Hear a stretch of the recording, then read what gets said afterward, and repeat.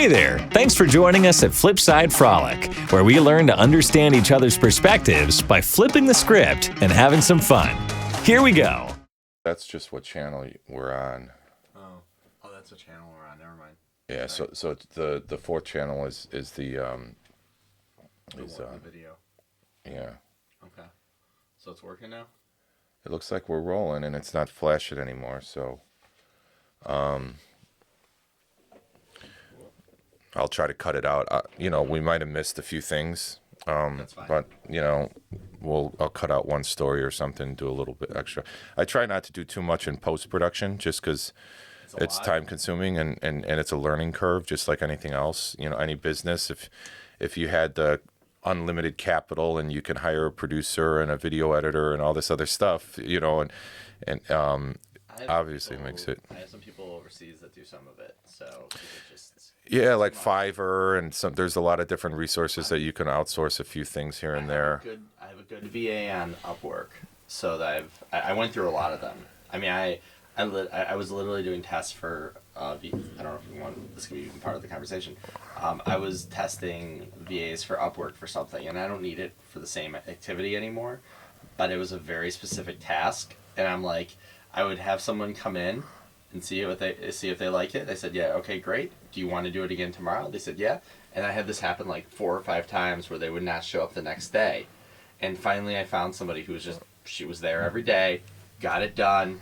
I started giving her some video editing as well. So actually when I switched, because I left my company, I switched some of the stuff that I was actually having her do some stuff to help me with what I was doing with my job, just because I needed some extra help. Yeah. And we didn't tell my boss, but that's okay.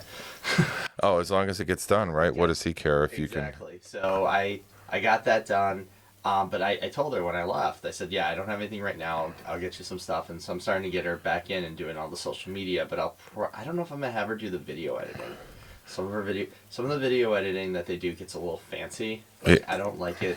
Yeah, overproduction doesn't quite work these days. It seems that just. If you want to throw a funny graphic and I don't even know if this would turn up, but you can have like little different things here.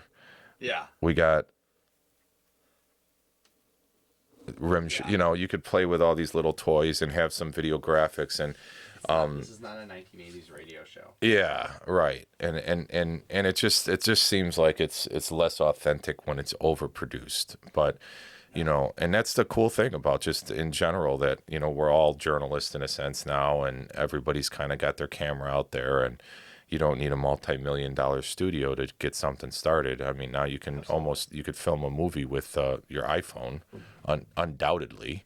Yeah. And so it's pretty wild that the world is changing so quickly with that. I actually have a guest that's on the schedule that's really big into a lot of the AI stuff that was supposed to be, we were going to have on Saturday, something come up, so we were going to reschedule it. But all of that is just going to change the world dramatically in the next 3 years. I'm not like completely involved in that, but I use it a lot. Like, just drafting. When you need to draft a great email to a client, it's insane. Like I have the paid version of ChatGPT, and I know that there's Perplexity, and then there's Mind. I forgot all the different ones that they have, but I could go into ChatGPT and say, hey, look, I want to have a conversation with you. Here's what I need to do for a letter that I need to send out to a client. I need it to have the right tone, make sure it's not too long, have it do this. As long as you control the prompt. They still mess up on stuff. Like, the images that they do are horrible. Like, some of the aliens that they create as humans, it's comical. Yeah. But at the same point, like, if you ask them for to draft a letter, they'll draft a great letter for you, and it'll sound professional. So when you send it out, you feel confident in that. And I've used it for a whole variety of purposes. Plus, in addition to that, what was it? Oh, sales training. I could go on to ChatGPT and I could say, hey, look, I'm having trouble with this objection in the sales call. So like when I'm going through, people are saying my price is too high. What do I say? And then just work it out with them, and actually they'll give me a chance or two to say, hey, look, and they'll respond back afterwards and say, well, here's what you did that was good, and here's what you should maybe improve on. That's amazing. And it's just they listen. I mean, you can't go back and forth on that too many times before they just start interjecting their own ideas. Right. But it is amazing what you can do with AI right now, because it's the wave. Yeah, it's going to be insane. 5 years is going to be insane because this is logarithmic growth, and it's just changing so quickly. And people think it's 10 years out, but as it improves and problem solves faster, it's just going to exponentially be so much cooler. And that's interesting because it's interesting to get your perspective on that in a sense. First of all, I mean, you got to roll with the market or you're going to die. Yeah. So it is what it is. There's no question whether you like it or not. It's something that we have to deal with in a sense. And if it's a great tool that you can use that gives you an advantage over the market, then you got to kind of take advantage of it. But for people that don't know, Andy's writing skills is something that he always promoted, that as a content creator, as a ghostwriter for somebody else, I remember you really did pride yourself on how much work you put into copying the tone and the way that somebody writes to look as if it was them writing that content. I wouldn't even become a copywriter anymore. Yeah, I mean, it just I'm not saying people can't do it, and I'm also telling people, like, hey, if someone wants to write the next great American novel or something like that, don't go out and do it.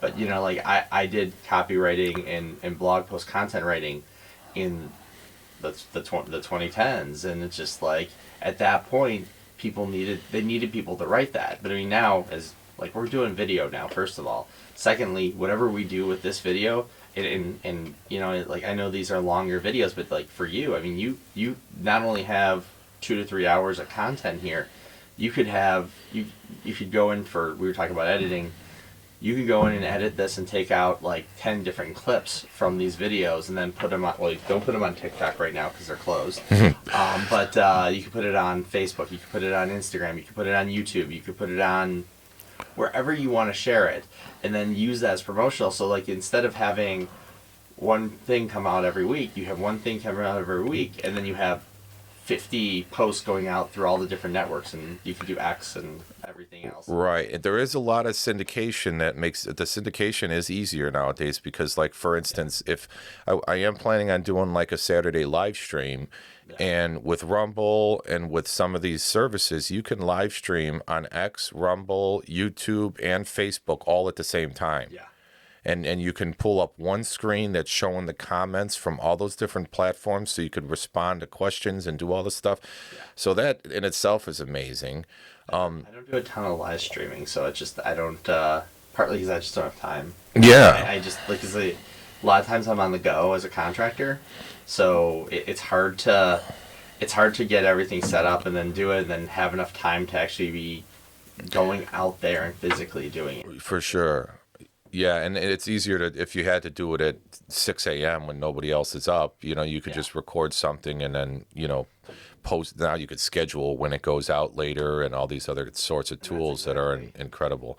The thing with AI that's interesting, though, is with writing, it's the one thing that I'm sure somebody smarter than me is working on, but copyright is the most important thing, where it would be awesome if there was any kind of content that you create, that there is some sort of blockchain digital stamp of some sort, that way, if ChatGPT or any other AI model scrubs the internet for all this content to create something, it would automatically be able to do like a bibliography of where the content came from. Yes and no. I mean, here's the interesting thing with copy. When you change, I think, and I might be a little bit off on this, so you might want to double check. Just a little closer, if you could. Thanks. You might want to double check this. I think that if you change 25% or more of a book, of a landing page copy of whatever you're doing, it technically becomes your own. So, like, by what ChatGPT does is they mix everything with.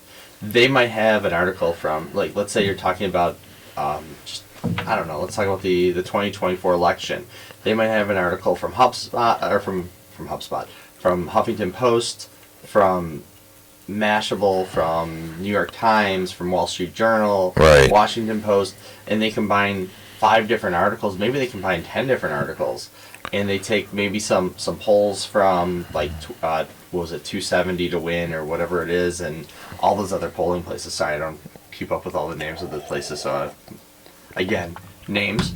But you take all that information and you put it in one. And you're right. They should be quoting and saying, hey, this information came from that. And, a lot of times when you're doing this, you could say, look, if you're going to put information in there, please cite your sources. Well, in a book or something, then yeah, if you're stating facts or whatever, you're supposed to at least reference to the source for that fact. Yeah. As opposed to somebody else's opinion, or if it's making up their own opinion, then that gets kind of tricky. That a non-person's opinion doesn't exist really at this point. Yeah, and I'm seeing a lot of social media posts now where they're talking about incredible stories or something like that. Like, hey, this happened and this person did this and it was amazing. And then you'll see in the comments like, look, your AI generator didn't even spell their name right. Yeah. It's like they don't even have all the information. They'll say something that sounds so incredible, and I'm like, how can that be true? And then someone will post in there, it's like, look, you can't use AI for this because of the fact it doesn't make sense with the physics. Well, that Rogan was talking about that. One of the prime examples of the I think it was the Google AI, that when you asked it to generate a picture of Nazis because it was so programmed to be diverse, there was a diverse picture of Nazis, which in itself does not make sense, right? When they're trying to create a single race, there can't be a Native American Indian in that picture. So it's coming along, but that's the question. The problem is that there's human manipulation in there, and I think there's probably a good case for a lot of people being afraid of completely unedited truth. Yeah, because it's just like everything else with social media that, advertising is getting more difficult. Yeah. Sorry. 100%. Sorry. You know what I mean? Because people are not sitting and forced to watch Channel 7 at 6 o'clock to watch the news and held hostage for 3 minutes, for 2 minutes and 2 seconds for commercials every 18 minutes or whatever the format is. And now you see that they're trying to introduce more. So even on Spotify, they're embedded commercials are there, as well as, if I have a sponsor. So they don't want just the content creator to be making all the money on the commercials. Obviously, the platform has to exist. They have to make money somehow. We understand that. Yeah. But in the same token, like certain things, you get a pop-up ad and they're holding you hostage for 2.5 minutes. It's like, that's just ridiculous that you can't skip. Yeah. And the funny thing is too, like, if for an example, like somebody that, let's say you do appreciate Joe Rogan as the best the most popular podcaster on the planet, and let's say you appreciate his open mind and the way he gives everybody, the benefit of the doubt. And so if you respect that person and he has 3 products that he's sponsoring, and you have trust in the authenticity of him as a person and of the products that he's sponsoring, like, I personally would never promote a product that I have not tried. So back in the day when you used to make a bunch of money doing reviews. Right. If you were doing reviews on a product you didn't even have in your hand, like, at least buy the $29 product before you do a review on it. I remember on Twitter, and this is way, way, way back. There were some automation tools that you could use, and this is 2008, 2009, where I could basically, you auto-follow people, and they got rid of all the auto-follow tools that did this because they realized after a while you shouldn't do that. But you would auto-follow people, and I could get 20,000 followers on an account. And some of these accounts I still have, but I haven't really done anything with them in years because they're worthless because they have 20,000 people on there. But at the time, I would auto-follow 20,000 people, and then afterwards, I directed a feed from Amazon as an affiliate straight into that, and I try to mix it with news stories. And I would basically, I think I made a few $100s on just like Amazon affiliate sales. Yeah. But it was completely just me feeding it into people I never even met, and then they would just click on the link and they would buy. Right. But at the same point, like, I never tried it. I didn't know any of these people. I had no clue who was buying it or whatever. But I mean, it wasn't like long-term sustainability money. It was a little few extra bucks, and that was great. Well, and that's the interesting thing, because when we met too, I did kind of I dabbled with a lot of different multi-level marketing companies like Candlelight and Southern Living and things like that, and they're great little resources for stay-at-home moms to make a few bucks on the side and different things. And you really have to be a super go-getter, a high-end salesman. Yeah. Well, I mean, Amway or even Mary Kay or Avon, people could think that whole structure is a scam. And the reality is it's not. It's a Fortune 500 company, for Christ's sake. So if they were scamming people, they wouldn't be in business. And the people that think it's a scam is because it's like, we're giving you this model of a possibility to make money. They do kind of lead with the chin a little bit when they talk about residual income and making money off of other people, thinking that you could just sit around and do nothing and make a bunch of money. Folks, that's never really going to work. Yeah. The people that are truly successful in that are people that bring people under them that don't know, teach them, make them successful, then the whole group excels. And taking a small commission, as if you were an outside salesman going door to door and you're pulling a small commission on a sale, and then if you were able to bring in additional salesmen under you to go canvas the neighborhood, it's no different. It's just a different marketing model. My sister-in-law, she's a few years ago I would never even expect her to do this, but she's doing, I don't remember it's the essential oils one. Oh, she's probably, if she ever hears this, she's gonna be annoyed that I can't remember that name.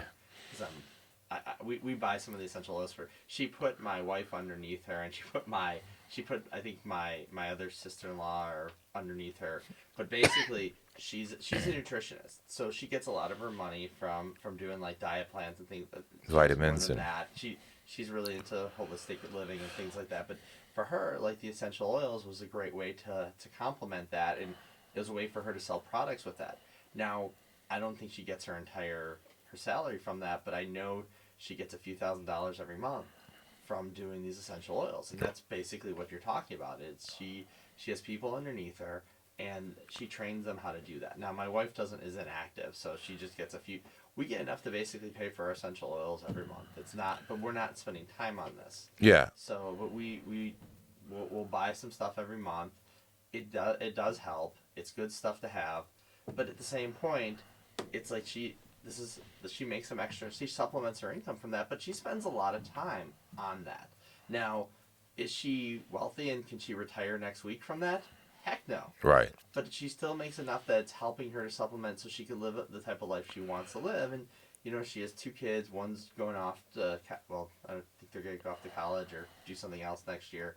And then the other one's 15. So, like, for her, she'll have more freedom to do that afterwards. So it's like she really wants to just grow that business. And that, for her, that makes a lot of sense. And there's a lot of people like that who you could use that to supplement your income. There's nothing wrong with network marketing. I personally have never really found one that fit what I wanted to do. Right. That's the biggest problem.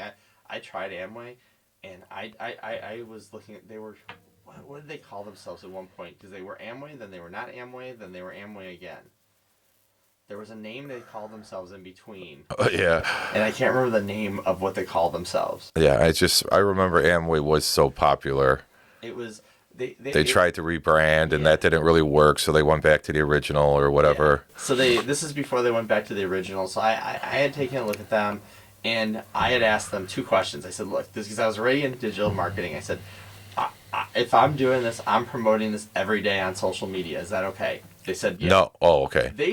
So the guy who brought me in said yes. Yeah. Then I saw the contract and it said no. You absolutely can only not. Local market. Right, and the main reason for that is because compliance and FCC regulations and all these different things. It was too much to try to school everybody on what you could and couldn't say, because you cannot offer a promise and you can't falsify income, and you have to have disclosures, and there's all these rules that could get the company in trouble because you're an affiliate of that company. So it was easier to just say you can't use social media. But my entire plan was to use social, because even at that point, like I said, I had a few thousand people on social media, and I'm like, okay, great, maybe I could just start meeting those people and start talking to them, because even on Facebook I had 4,000 to 5,000 people at that point. So I'm talking about friends, not followers on a fan page. Right. So that was one thing, and then the second thing what I said was like, look, if I'm gonna do this, I'm gonna reach out to people in my network who are investors who are probably more likely to do something like this. But then I'm gonna be honest with you, I'm gonna go back and then I'm gonna talk to them about joining like Legal Shield in a few years or something else. Right. Because like if I'm doing this, I'm gonna have them join another network, and apparently that was a big no-no. Yeah, they didn't want you doing multiple streams, and it was like just any financial advisor or anybody that's out there would tell you, don't put all your eggs in one basket and have multiple streams of income. That's the smart thing to do. But of course, they want all your time dedicated to their company. So there were different companies. There was another. My experience with it was initially there was one of my past guests was doing some work with a vitamin supplement company, and so COVID hit, or not. I'm sorry, not COVID. The housing crisis hit 2008 or whenever it was, and I was they were. I was just like, I don't think I can sell a $150 a month vitamin habit right now because everybody's kind of hurting, you know what I mean? Yeah. And then the company ended up closing, which happens often. So there goes your residual income and you screw all your people in a sense, but, stuff happens.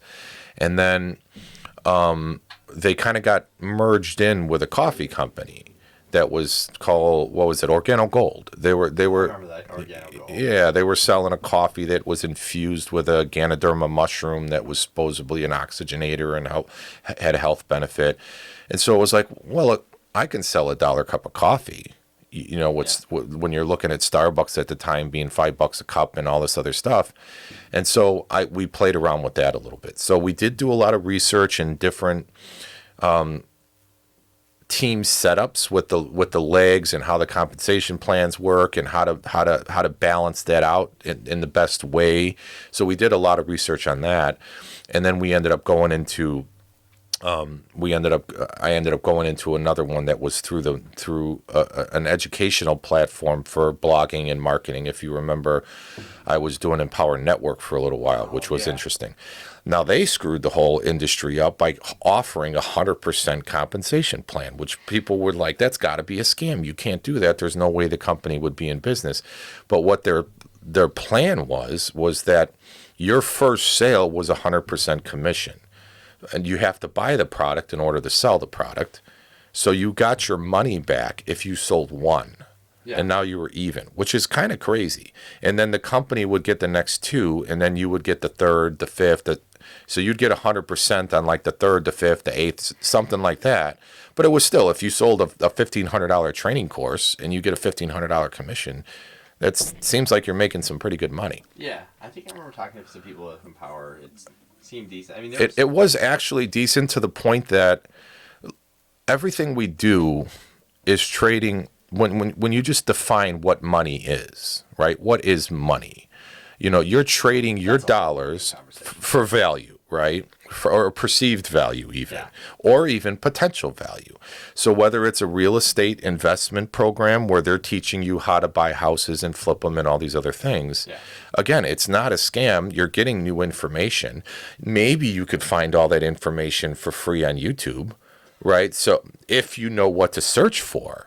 But sometimes you don't know what you don't know. So if you were to set up a program where everything is step-by-step, easy for you to follow and understand and learn all these things you didn't even know you didn't know, then potentially you could make some money, right? So they can justify selling you a $15,000 course because after your first flip and you make 20 grand, you're even. But most of the people that get into things like that don't do the work and don't take the action and don't follow the suggestions, or they start thinking they're smarter, and so they start changing things their way. And if you really have a lot of experience in the market, then that's fine. You might be able to interject some of your personal experiences to make it your own and to do well with it. Yeah. But most of the time it's like, you don't know, you're broke. So why don't you just follow the plan? And there's a lot of truth to that's probably the right thing. Just follow suggestions and learn. And then you can implement your own things later. There's also, there's two parts of that. One, as someone who's an experienced investor, I have trouble going to a lot of those things because it's too basic for me. And For it's sure. just, like, it's hard to go back that far in terms of some of the stuff they talk about. So it's like, I'm debating, like, maybe at the end of this year, do we go to bigger pockets? But at the same point, I don't want to hear 15 different stories of, this is my story and we're going to inspire you. No, I want to actually hear, what's your cool strategy, and give me that now. Give that up front. Because if I have to listen to 20 of those, I'm going to go nuts. Same thing with, but like at the flip side of it, one of the things that's interesting is that, like, some of these courses, they're right. They have they have great ideas. But I've had some where I was an agent a few years ago, and I'm still a licensed agent. I should clarify that just for record. Yeah. Everything else. Disclosure. Yeah. Full disclosure. Full disclosure, I'm a licensed agent, so I'm saying this as an agent. So Real estate agent, not real estate FBI agent or anything. Okay. That'd be kind of cool, though. Can I say I'm like a CIA agent just for the fun of it? Yes, he might be a secret agent, man. Chinese spy real estate investor that's buying up all our property. Yeah, who's Jewish. Yeah. The cool thing was that, I took this investor around, and she wanted to flip a property, and the problem was she's like, well, let's find a property down in this area. This is what fits my market, and she wanted me to find MLS properties. I'm like, well, they said, yeah, just get an agent and they'll show you around to different properties. I'm like, well, I could show you their property, but if you buy a property for $100,000 and then you go around the next day, and if you buy this on the MLS, there's a record of that purchase. So any other agent can track that purchase, and you don't do anything except for maybe clean everything out. If you go to sell it the next day for $140,000, they're gonna be like, "What the hell?" Yeah. I don't know if they should swear. Like, it's fine. My apologies, but yeah, they're not gonna like it. So the fact is that it's just like no one's gonna just go in there and pay. And they're like, well, they're only. So she went to this entire program. She paid $20,000. She spent all of her money on the program, and the program basically said, well, we'll give you an access to our $600,000 line of credit, but with this line of credit, you can only do flips. I'm like, but that's crazy, because if you kept the $20,000, you would have had the ability to just put a down payment on a property, turn it into a rental, maybe even able to get a hard money loan, and then rehab that property. Got some money out of that rehab, because this is 2020, 2021, and then you could flip that into your next deal, and you could still you'll maybe have $50,000 or $60,000 for your next deal, and you'll be able to build up more. And they're telling you, no, you put your money into our program, now you only get a line of credit, and we're going to restrict how you actually use this money. Right. Like, well, that's crazy to me. Why wouldn't you just do it on your own and then have the freedom to do whatever you want? Exactly. Right. So it's almost like, paying extra money for taxes or whatever. Like, why would you give your money to the government to use for whatever they want, instead of you having it if you needed to? But if you don't have the discipline to put it to the side, so when the tax bill's due and you could write a check for $15,000, then maybe you should give it to them in advance, right? So it's really all about how our own personal financial disciplines are.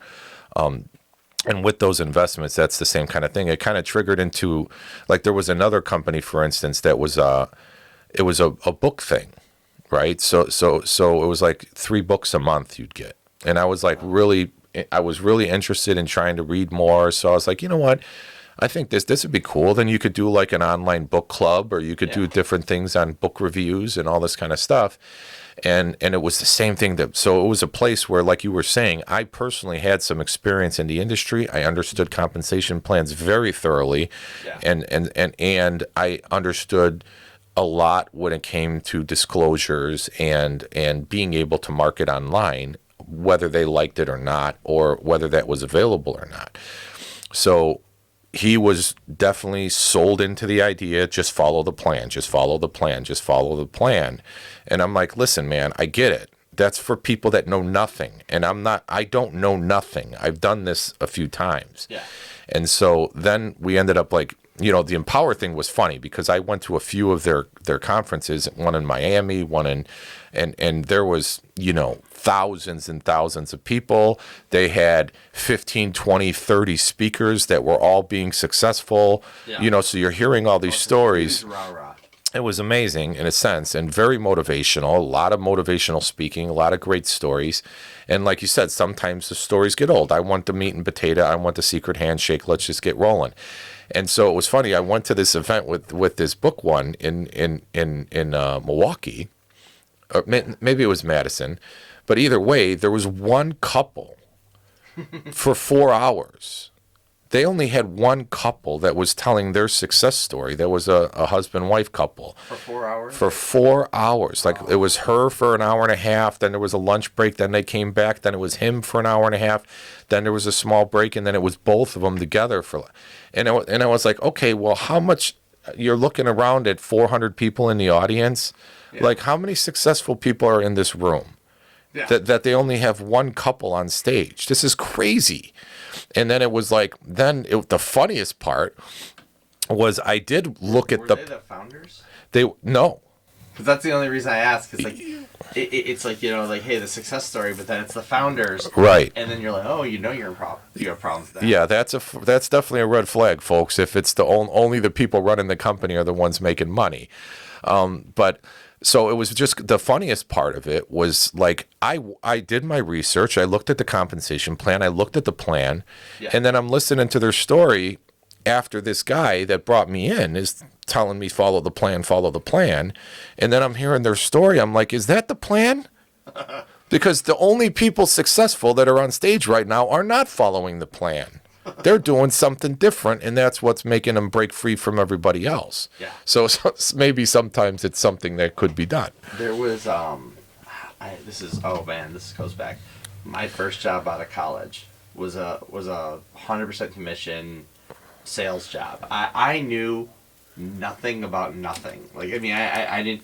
I would go into it was literally going into small businesses, and I was selling like AT&T services, like phone services, for small businesses, seeing if they wanted to change. The entire idea was, let's go out and go talk to people. And they had 1 week of training for us, and they took us out one day, and they walked us around, and I don't even think the sales guy made a sale when we were out, because we only went out for like an hour or two around our neighborhood. And I'm just like, okay, great, this is not helpful. I did it for like 2-3 months. But, you know, like the classic example of a salesperson where you just get frustrated and you get angry, but their basic model was, okay, great. So here's what you do. If all you do is sell these phone services and you do like 7 lines a day, which it was like $15 a line, at the end of 1 year, you'll have like $90,000 in salary, which to me at the age of 23, 22, I don't remember, something like that, I'm like, that's a lot of money. Heck yeah. Like, this is great. So I started going out there. I did everything else. I think I hit 7 lines one time because I sold, and every time, by the way, my wife and I drive by this place because the restaurant is now closed and they have a for sale sign out. So I when I go up to my grandmother who's 96, it's right around her area.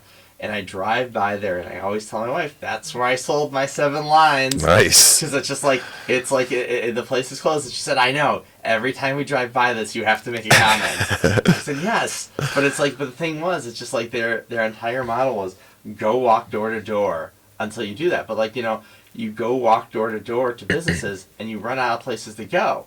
And it's just like the idea here is that you could just keep walking around to places. It was just not working. And I almost did another job at the same time, like that. I think like it was a few months after that, where they were selling website services.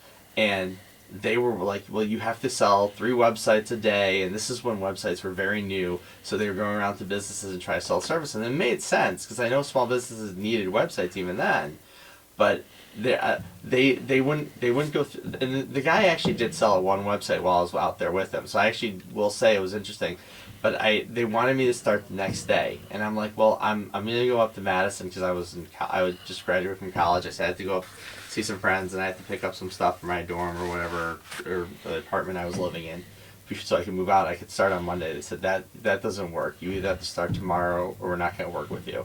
I'm like... Fear of loss kind of crap. Like, yeah, I don't know. Yeah, have a good day. It was just, like, if that's your type of attitude, I can only imagine how horrible you're going to be to work with. But I remember all those different type of sales models where they're just like, yeah, you go out there every day and you get this done and this is how many you have to get. It's like those are they're right. You do have to hit a certain number of goals, and there is a lot of activity to do for sales. And even now, like even while we were talking, by the way, I have a daily reminder, make 10 calls, because I have to.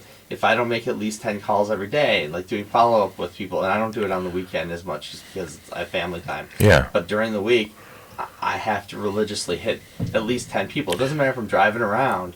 I'm calling people and I'm making sure that I reach out to 10 people, because I need to be able to follow up with leads, follow up with what's going on with prospects and clients. And then having a good CRM or something that really can keep detailed instructions, because my brain is not set for sales. Like there's different people that are better at remembering names, remembering families, remembering your kids' names. Yeah. That works, man, of course, Yeah. right? And if some of them are kind of cheating with a CRM that are keeping notes and documenting phone calls and tracking how long you're on the phone and and trying to at least be able to have some form of analysis of your production, that's a good thing. And then, leaders are readers. Multi-billions of dollars spent on psychology of sales and all these other things, and that's one of the things that the higher level courses in certain things like Empower and different things would get into 100%. With neurological linguistic programming and embedded commands and all this kind of stuff, and it's fascinating when you get into it. And the funny thing is like the greatest salesman in the world, right? The Bible for sales back in the day. But now, obviously, most people, it's very difficult to make money selling cars because the price points are so tight and there's not a lot of leeway. You'd almost have to kind of be into the used market in order to have a little more flexibility on making a $500 commission on a car. You're selling a $70,000 car and you get $100 on it. It's like the crazy, right? Well, and even even was in the mortgage industry. Like I was a mortgage broker before the crash. Even a lot of the car guys got out then, and I could tell you, half of our team at one point was car guys, former car guys, because they knew how to sell. They had a decent network because of the fact they had gone with the cars, and they would go out there and do that. They got a list. They got client lists, so you could reach out. They knew what they were doing, and it was insane. So I agree with you, and I'm with you on that. Like I don't remember everything. I take copious notes when I'm on HubSpot whenever I can, and that's the one thing. Like if I'm in the car, that like I'll have to then do voice to talk, because I will not the moment I leave that car, I will forget every single thing that happened, and if I don't do anything, nothing's gonna happen at that point, because it has to be taken right then, right there. It's my superpower, and it's also my weakness, because it's like I'm with you. It's like I will leave something, and then I'll 100% forget about it, and it's great because it's like I'm not burdened by it. But at the same point, I need to call somebody in 3 weeks, and I need to do that, and I put it in my phone on HubSpot and do that. And actually, one of the things that we're working on for our contractor business is that we probably need to get into the team aspect now, because we're starting to have some issues, because we have I'm doing some follow up, and then one of the other guys is doing follow up, and we need to make sure we're coordinating on that and not double calling somebody. It looks unprofessional, like you don't know what's going on or whatever. And that's wild stuff. And and then there's obviously, that's where the technology comes in. That's magical. Like when Dragon first came out, that was like the first script to talk to text, and it wasn't perfect. You could train it, and you could say comma, and you could do different things when you really learned how to use it well. But I tried Dragon, it was frustrating. It's because then you're 3 hours editing, on 7,000 words that you just spoke or whatever, and so the idea is simple, that if you can compress time and be more efficient, like if you have a 40-minute commute to work every day, and there's this book you always wanted to write. I mean, the reality is you can just jot down an outline and do one chapter a day talking to your phone on the way to work. 100%. And so you really could be working a full-time job and cranking out, 3 books, 4 books a year, easy. What I would say is also, if you're looking to crank out a book, and truthfully, selling books online is to be hard today, because it's just... There's a lot. Amazon, there's a lot. There's a lot of competition. I wrote my first book in 2000. Well, I think we published it in 2008, 2009. So, and I did a few more after that, as you know. Sorry, I get all choked up over this. But like one of the first books I wrote, like it was one of the first ebooks I wrote, because I wrote a lot of books that were like physical books, and I wrote some ebooks. And one of the first books I wrote was there's something called Amazon MTurk, and I don't know if you've ever used it. Mm-hmm. It's basically like little micro tasks. So one of the things that was great was I went on Fiverr, and I said I'm gonna write. When I started writing content, I went on Fiverr to actually write content for other people, because I wanted to micro test if I could actually write content for other people. And somebody hired me to do some articles. I wrote 3 articles for him. Then because I put my name on there, so he reached out to me on Facebook and said, "Hey, look, let's do this off of Fiverr," which you're not supposed to do, but like truthfully, if someone kicks me off of Fiverr, that I don't really care, because I made $12. It's not like it's a big deal. So he said, "I'll pay you $250 to write, divide by 5, so 25 articles." So I said, "Great, let's do that." Or yeah, did I do the math right? Something. 40 articles. 50 articles. Something like that. It was insane.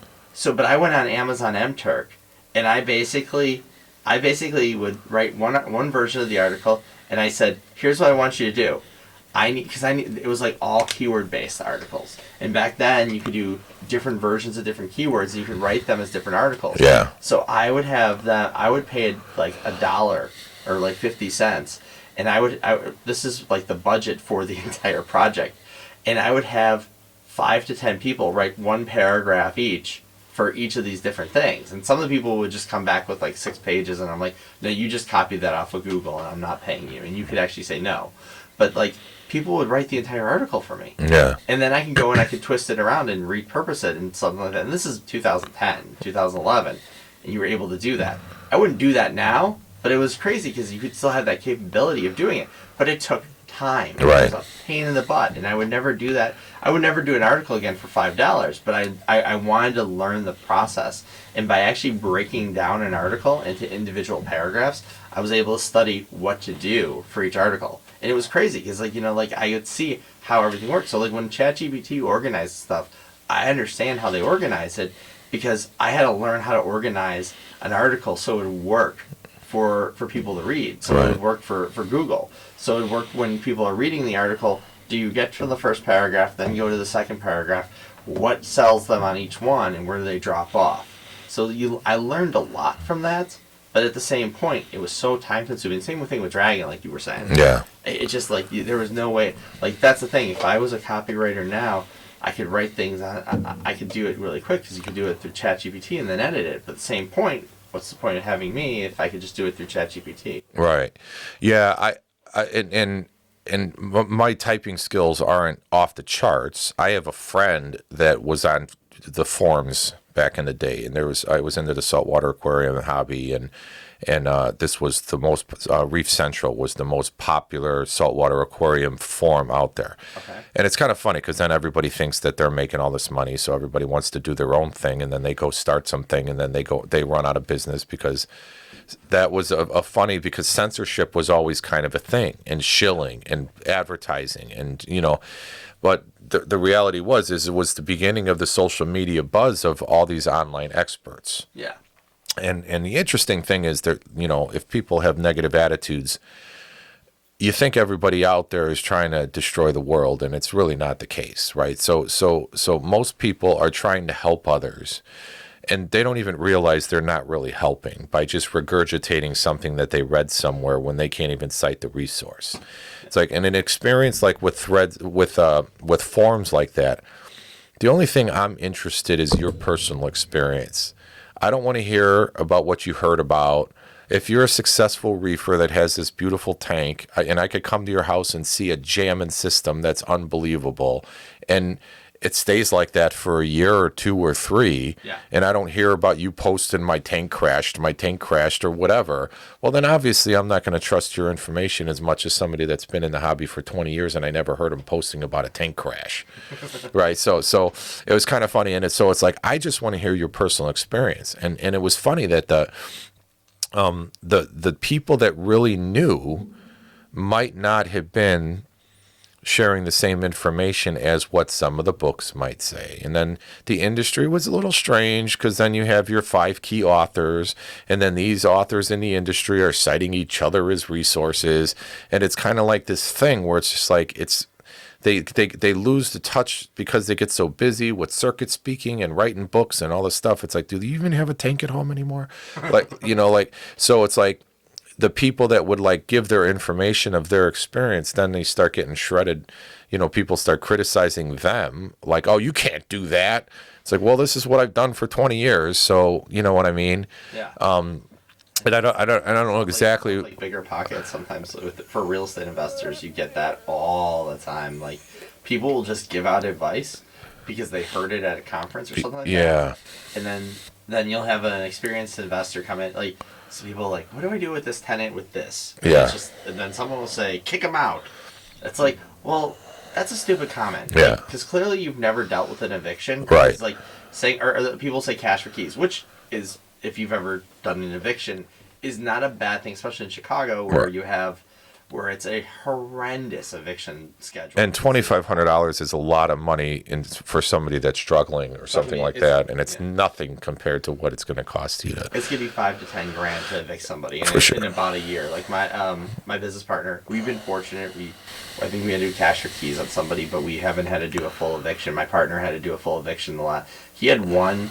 He did cash for keys like a month before COVID started, which was the greatest stroke of luck, because if that would have been 4 years. It been a year or two. It's just like it delayed everything. But he had another one that was a CHA one, and this was a tenant who was a hoarder, and he had an evictor, and it took a year. I mean, and he had to get CHA involved, and CHA had to remove her from the program because it was so bad. And then the property cleanup and everything that goes along with it. Because it's just... For any of you guys, any local to Chicago area that's listed in and interested in property investment and all that sort of stuff. So that's what Andy's main focus is right now. But a great tip that most people don't realize, because I have two rentals. I'm not a huge landlord, but and that's the interesting thing, that a lot of these background check companies and all these different resources, they want you doing 200 hits a month or something for some subscription, and it's just like, for a small investor that's only like doing background checks twice every 3 years, for 5 applicants or something, there's resources out there to help them, and one of the things, we're switching away from Buildium, I think. We'll see. We're not sure yet, but we found something that's a free service that we just have to pay for, like transaction fees, or the client possibly pays for transaction fees, and then, or the tenant pays, and then they'll pay for the reports and stuff like that. That's cool. And then a lot of real estate brokers, they have, through their brokerage company, might have access to some of those services as well that are paid for by the corporation or whatever. But if you're a small guy out there trying to start off, that's difficult. So what my story is, I had a house in Elgin that I bought, and I lived there. Then I got a roommate to help with paying the mortgage. And then then I got married, moved to Chicago with my wife, and then he got a friend to move in.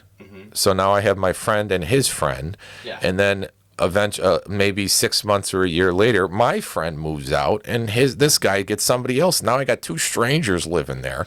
It's all kind of a cash deal on the side. There's no lease, nothing's on paper. I'm like, this is not good, right? This is not a friendly handshake anymore. I got to get legit, right? So I start jumping through the hoops to figure out what I got to do to get legit. And in Elgin, there's actually a landlord. There's a landlord license you have to get in order to be a landlord. It doesn't matter if you have 1 property or 7,000 properties. It's the same, almost the same process. And it's like $50 for the license, which no big deal, right? And then you had to go to this 8-hour class on a Saturday. And I was like, man, I'm trying to do the right thing here, and they're going to send me to detention for 8 hours on a Saturday? This is ridiculous. And I'm sure they were very popular on a Saturday with a bunch of landlords. Well, there was 40 people there. I'm sure they weren't there by choice. Well, you would think, right? Until you show up. And I had a legal pad and a pen, and my pen did not stop moving for that full 8 hours. It was ridiculous how informative and how wonderful this was. Yeah. So Elgin's strategy was basically this. If we teach our landlords how to background check and how to screen their tenants legally without getting into trouble for discrimination and all these other things, we're going to teach them the rules, because most of the time, unfortunately, the tenants know the rules more than the landlord, because the landlord's busy and they game the system. So if we can teach the landlords the game, then they can screen people, and then that brings better clients into our neighborhoods. Yeah. So then then the word gets out, and if all the landlords are doing background checks for evictions and these different things, then those scammers can't game the system in Elgin. Yeah. Now they can hear that, Carpenterville don't check. So they'll go in Carpenterville, but then you're also getting a lot of the crime, you're cleaning up some of these apartment complexes, and it really was a pretty good way to clean up a lot of Elgin. I'm not, and you know what, as a realtor, I will say, look, we're licensed, I'm licensed now as a licensed realtor, we're a licensed contractor, and by the way, I've learned more about how to be a better investor and better landlord from being a contractor than I think I ever learned. Of course. From any course on real estate investing. And same thing with being a realtor. I mean, there's a lot of stuff there that I will constantly be telling people about, and they're like, "Oh, really?" I'm like, "Yeah, you can't do that." It's because, I mean, any anyone serious about being an investor, at some point should probably get a license. I know some people will resist because I don't want to be licensed, I don't want to do this, and I don't really need it. But at the same point, there's so many things that you learn from that, and there's so many other things you could do with that just it doesn't make sense why you wouldn't. And what's the process for those that don't know on getting a real estate license? Now, hopefully, there's real estate brokers out there going to be like, you can't tell them it's that easy. You're going to flood the market. It's not easy. Okay. First of all, I'm not telling you it's easy. I'm telling you you should. Look, even if you don't get licensed, you take the class, and I mean, the class is so basically what they do is. Illinois changed this a few years ago. So it used to be you would take one class, then you would do the test and you get licensed. Now you take a 75-hour class, you get licensed, then you find a brokerage, and then because you used to be able to become your own managing broker by yourself, but now you have to have 2 years experience, which makes sense. You don't really want I actually have a managing broker's license. I got it because I was debating if I wanted to ever set up my own. I haven't done it because it doesn't make sense financially, but if I wanted to, I could. Plus, I got to learn extra things. But the other thing is that you take the 75 hours. Going back to this, sorry, I got a little bit off track. You take the test, which is not easy, by the way. I don't I still to this day wonder how I passed both of them. And then afterwards, you find a broker that'll work with you and be your sponsoring broker. Once you do that, you then have I want to say 6 months or something like that to then take another 40-hour class that you have to take afterwards. Now, after that, you then have to be licensed. You have to take 12 hours of licensing every 2 years or something. So what kind of stuff is on the test? Like I would imagine there's some contract law, some interpretation stuff. So it could almost be like the bar. Yeah. In a sense that's what lawyers are looking at when they're looking at contracts and precedences and legal, rules and 100%. There's a lot of legal stuff. And by the way, one of the things they actually talk about is how agents cannot just write in stuff on a purchase contract. It's actually there was what was it? 1968. There was one of the one of the RESPA laws that they basically said, agents don't have the right because they're not lawyers to fill in information and write their own contract. You could do as an investor, by the way, it's kind of interesting. I could write a contract for myself to buy a property, but if I go represent you to buy a property, I have to follow I should probably use the same form anyways, but I have to use the MLS, now it's 8.0, and the idea behind that is all I do is I fill out and I check whatever needs to be checked. Because I am not licensed as an attorney. If I was licensed as an attorney, I could do that. So they do have a lot of stuff in there, but they have a lot of how to market yourself, all the different rules on that. There's a huge amount of stuff on there. They talk about title, you talk about the different types of title you own. So for example, you own this property with your wife. I know that's not joint tenancy in the entirety I think it is something. Sorry, I should probably know all the there's a lot of different title variations on how you own a property. There's also different ways that you can own the property, like if you own it through an LLC, if you own it through yourself individually. Or trust or whatever. Yeah, a trust. So they talk about a lot of the different types of ownership. They also go through like how property taxes work, which by the way, it's confusing as all can be, because like that formula is insane, and I still don't always get it right, because it's just like the way that they have it set up is just confusing.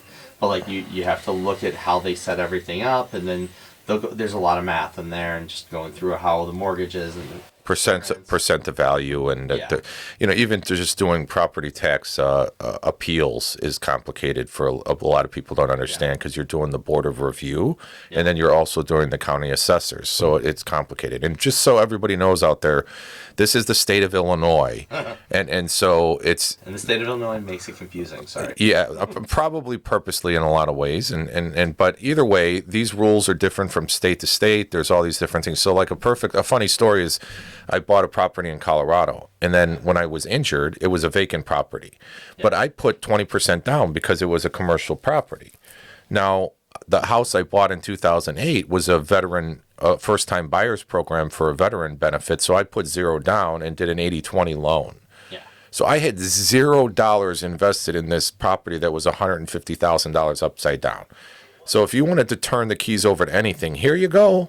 Yeah. I have not. I put $10,000 in remodel in the basement.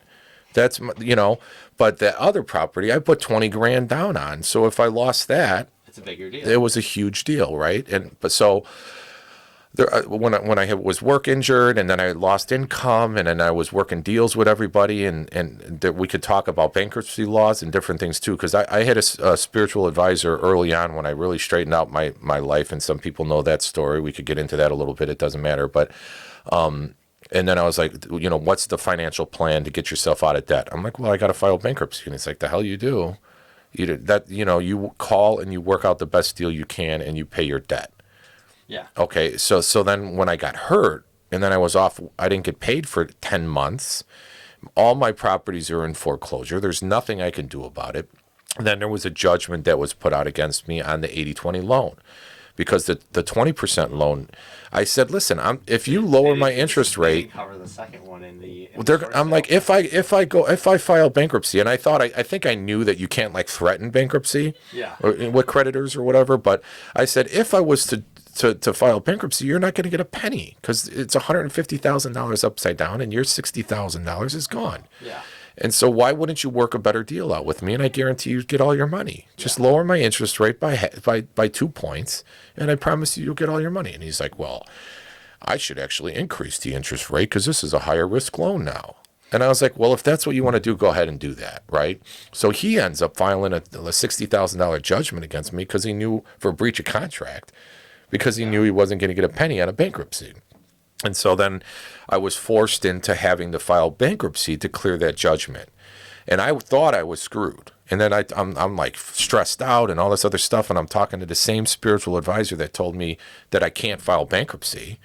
And he's like, no, file bankruptcy. And I was like, you said I can't file bankruptcy. He's like, no, listen, you had a work injury. You have a loss of income for 10 months. You were in dire straits. This is the reason that program exists. You're not gaming the system in this specific instance. This is why that program exists. So it was okay. Need to figure out what your options. Like the problem is, people get into those scenarios, and a lot of times they're just like, they're so frustrated, and they're so. And you and I have both been there at that point where you're dealing with something. It's overwhelming. Like first of all, you can't even associate it with it being your problem at some point. There was definitely a point where, like, when I was losing that property in Florida I was telling you about, that it was just hard to associate, like, hey, I'm actually losing a property. And I had some properties in Indiana as well that I lost. It's a whole different story. I'm not going to go into that. But, like, that's the thing. Like, you need somebody to help you out. I had a coach, rest in peace. His name was James Budd. He was an amazing person, and he was the one who actually mentioned to me, he said, well, do some more research on what you could do, because, like, the CPA say, I don't know what you could do. And so I went out there, and I took a look, and I found that you could declare insolvency. It was the last year to do it, and the CPA took a look, and he said, oh, yeah, you're right. And I did it. And I know it worked, because this was more than 7 years ago, so I'm all clear for the IRS. Yeah. So whatever I did was 100% legal because they never came back and they never said anything. But I wiped out $150,000 in debt, which was scary as can be. And I didn't have to. And like I said, I think I maybe paid a few $1,000s, and I did that. And there were also times, like even on a small level, like I learned from that. Like I had a ComEd bill or a Comcast bill where they didn't give me service for the last month, and they charged me for it. And I said, I'm not paying you. 5 years later, we're going to get a hard money loan. Yeah. And the hard money loan. There's a judgment. You have a judgment or collection. I think it was a collection. $47. Yeah, it was $250. And I'm just like, I said, yeah, I refuse to pay. Like, I even bought my house with that collection on there. They didn't say anything. Yeah. And then we go to do a hard money loan, and they said, we can't do it because of that one collection. Nice. They said, you have to get it cleared from your record. And this is 5 years in, so in another 2 years it would clear. And I'm just like, I don't want to pay them a cent. They don't deserve it. Right. And so I called up keep saying ComEd, I mean Comcast. I called up Comcast and I said, look, you didn't give me service. They said, well, we did, blah, blah, blah. It's back and forth. So I said, I said, look, I'm not going to pay the full amount. I said, what's the minimum amount that you need? I think they said they wanted half. I Right. said, fine. I paid them $125. I said, I want a letter from you saying the moment I pay this, I can remove this from my credit and you won't do anything about it. I know there's a word for what you call it, but That's a good tip for anybody trying to clean up their credit. If you request in writing that paid letter gets sent to you, then it immediately comes off the credit report. Yes. If you don't ask that, a lot of times they just forget about it. Yeah. So I specifically requested, I said, look, as long as you get it, as long as I have something in writing saying that once I pay this, it's done. So I think I got something like an email from them ahead of time just outlining everything. I paid the collection, and within a month, I think my score was around the 680 mark, 690.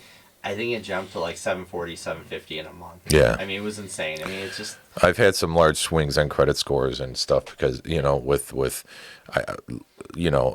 those hits are weird. Like, Yeah. they don't want more than 2 per, blah, blah, blah, or whatever. And it's like a year, you get 3, and now all of a sudden your score drops 100 points. It's like crazy. But, Lord willing, we could, not have to use credit and be a little more, save money, have money to put down. Because obviously you put 20% down on most loans, you're a little bit of credit issues is not going to be a problem. But it's funny, just to close the loop on the Colorado story. sorry. What happened was, so that was in foreclosure. It was going to auction, right? And then there was this whole deal where I thought that the second mortgage company guy might have really been trying to target me because he's like, this guy's got 2 rental properties, an investment property in Colorado, and he's not going to pay me kind of thing. Yeah. Like, I think this guy's trying to buy my property from underneath me just for spite.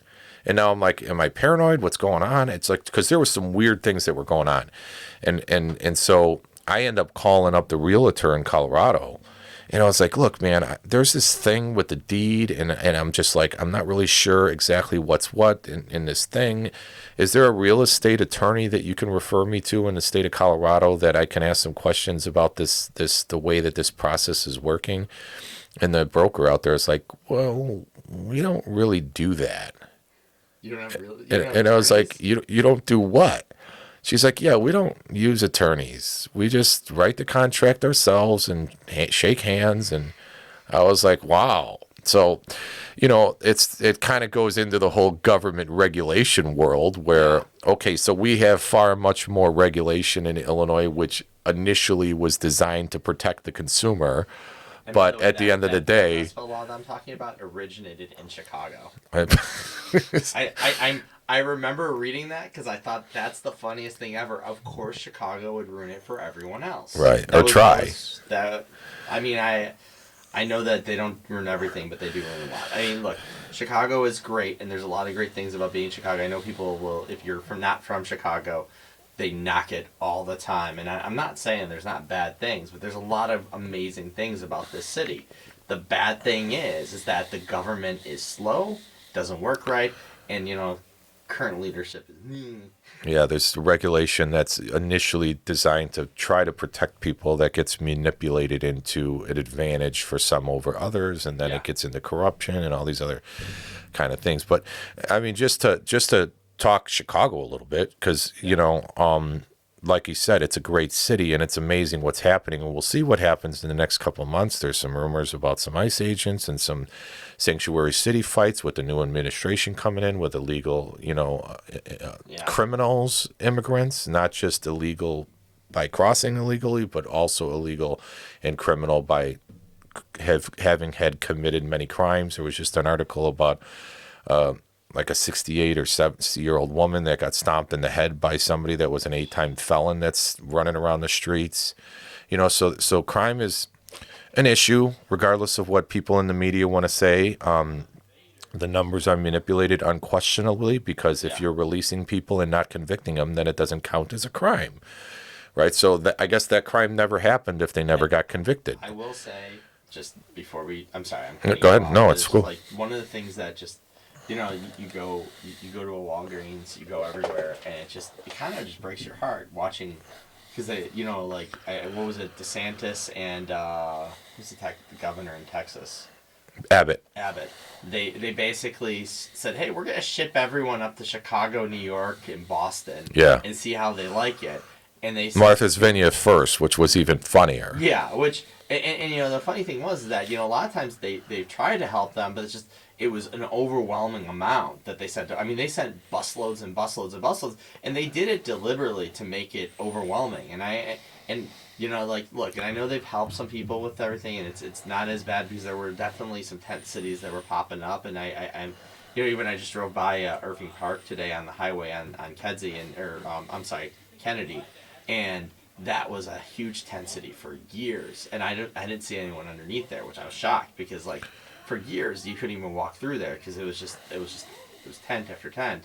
Yeah. And I know they're trying to clean that up, but it breaks my heart because of the fact you have all these people that are trying to make a better life for the family, because they're not illegal people, they're human beings like everyone else, and look, if I could hire them, I would, because I'm a contractor, but they're not licensed. If we could have them do some basic work, that's fine. But the problem is that then we have to do a 1099 with them. Then you can't pay them. Right. Then we're liable for that. And it's the problem is that you can't have you need to have a way of helping them out. And people say, well, they're taking our jobs. Whose jobs? When we offer this job to somebody else, they won't take it. Well, anybody will do any. So flip side frolic is kind of funny. So if we do come across an area where we disagree, the game plan and the mission of the podcast is that we talk about it. I'm not here to convince anybody or change anybody's mind. I just want to understand your positions better. And so if we explain our positions for a little bit, the fun thing is that at some point maybe we'll flip, and then we have to debate the other person's position. I think we're a little bit off on this. Not quite. And most of the time, I think that most people are 95% in the middle on most of these issues. Yeah. So yes, if you're a small business owner and you would like to help people, there's an element of bad people out there too that are looking to game the system or scam the system. So now you try to help somebody out, and next thing you know, 3 days in, now he's got a back injury. Yeah. And now your workman's comp insurance doubles. And so you have a liability and you have risk by doing these so-called nice things. Yes. And that has to be taken into consideration with people. So with Chicago particularly, it's interesting because, and you could look at LA right now. You could look at the money that they spent in the homeless problem. So they spent whatever the number was, more than, I think, $3 billion on curing the homeless issue, and it went up 40%. So it seems the more they spend, the more they create homelessness. And that doesn't necessarily mean it's due to blatant incompetence. It doesn't necessarily mean that it's people scamming the system. There were probably also more people who came into LA because they heard they were helping.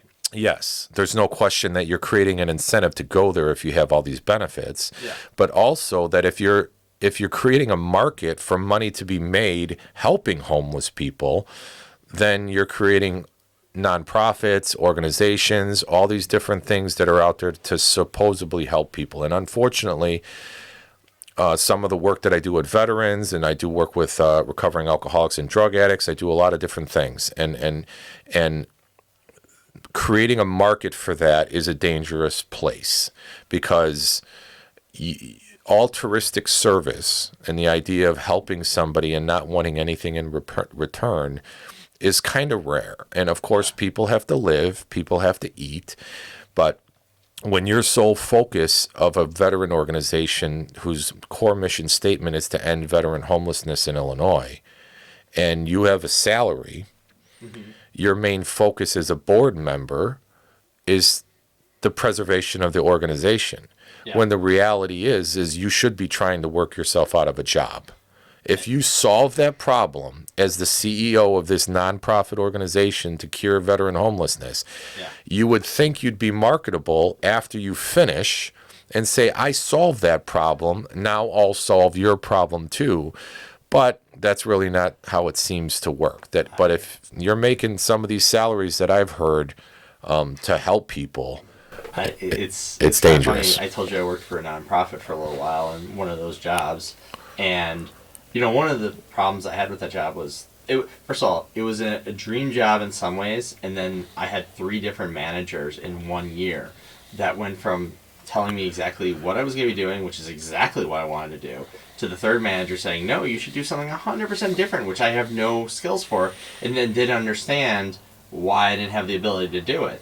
But, one of the things that was kind of interesting was that the founder who created this nonprofit, I don't want to give names, but they started with the idea to eliminate a specific illness. And I'm not, if I go into the illness, I'll sort of show Rot them out, sure. Of course, it's never mind.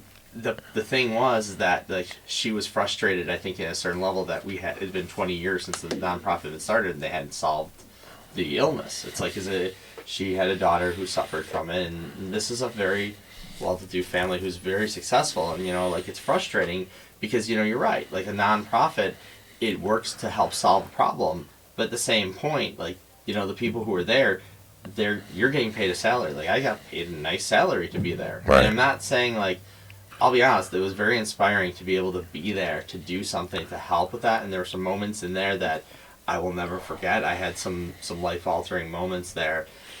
I was able to do interviews with people. I was helping do the production for interviews with one of the people who was suffering from it, and one of the women who was hosting it, she eventually, after I left, she lost her daughter, and I can't even imagine being a father now, what she went through, but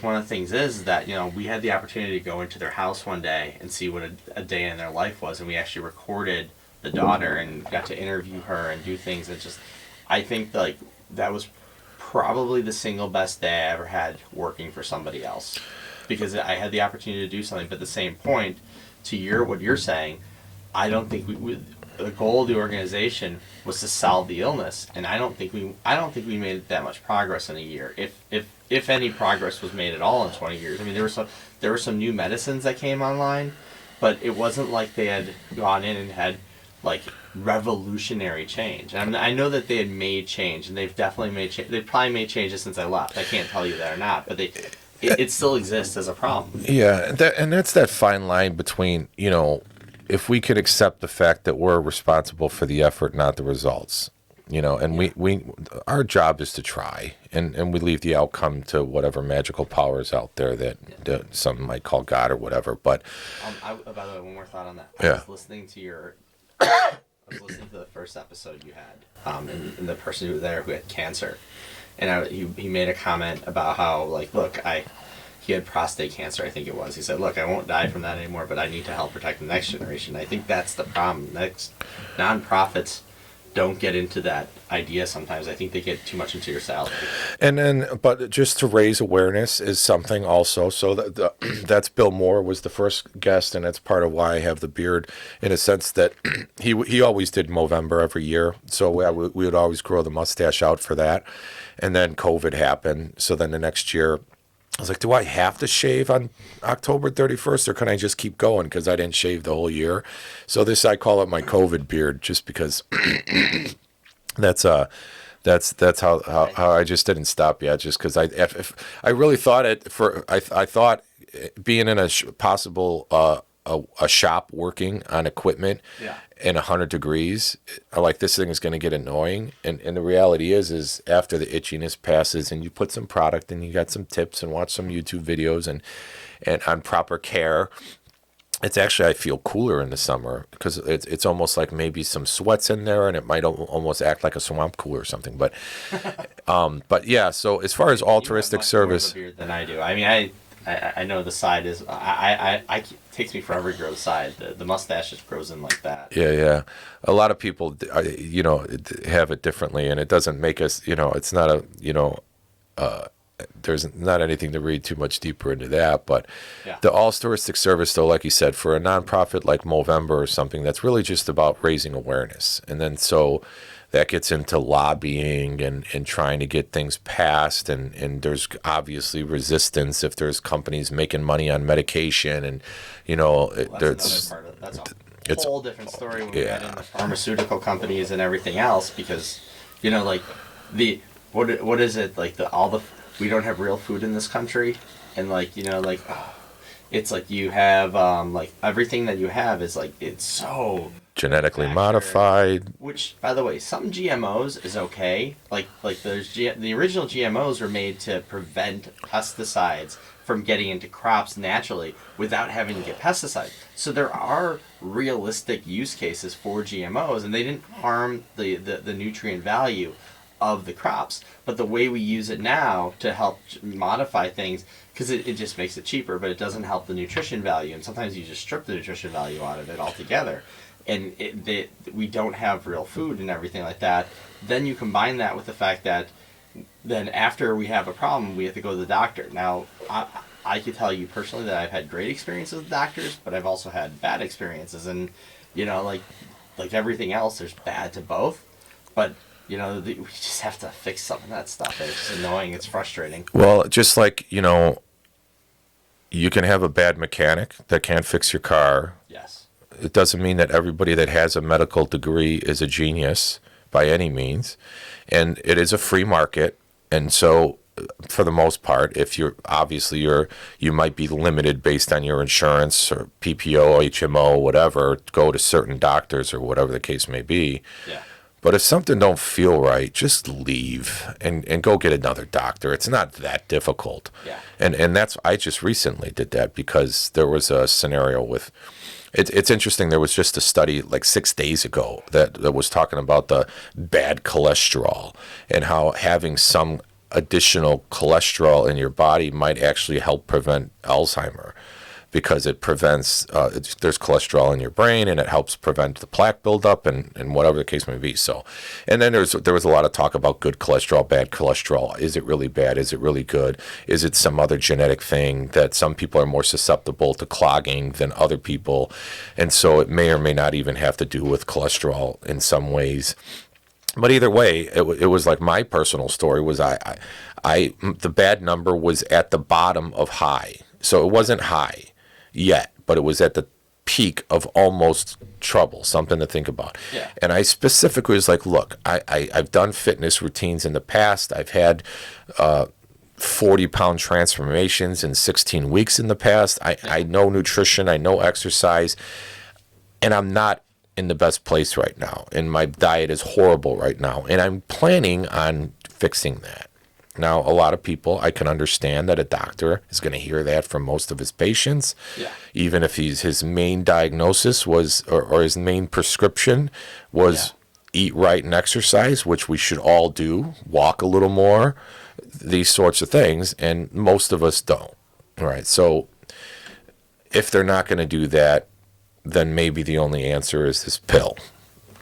And that's people looking for that short pill as well. And look, I had high blood pressure a few years ago, and I take a pill for that now. And it just, you know what? I am better with my health in my 40s than I was definitely in my 20s. I ate like crap. Yeah. Like everybody else in the world. Chicken wings and bar food and burgers. I remember being hungry at 9, 10 o'clock at night and say, I'm going to Taco Bell. Yeah. Ugh, the idea of Taco Bell right now sounds disgusting. Yeah. But and I did a cold stop on a lot of fast food places about 10, 15 years ago. I mean, I'll still go every once in a while, but like I had to do a pickup for some of my contractors. I told them I would get them some food, so they wanted McDonald's. So I got them two #1 Big Macs, and I got myself some fries, and that was it, because that's all I really want from them. And I don't even think that's real food. But No, it's not.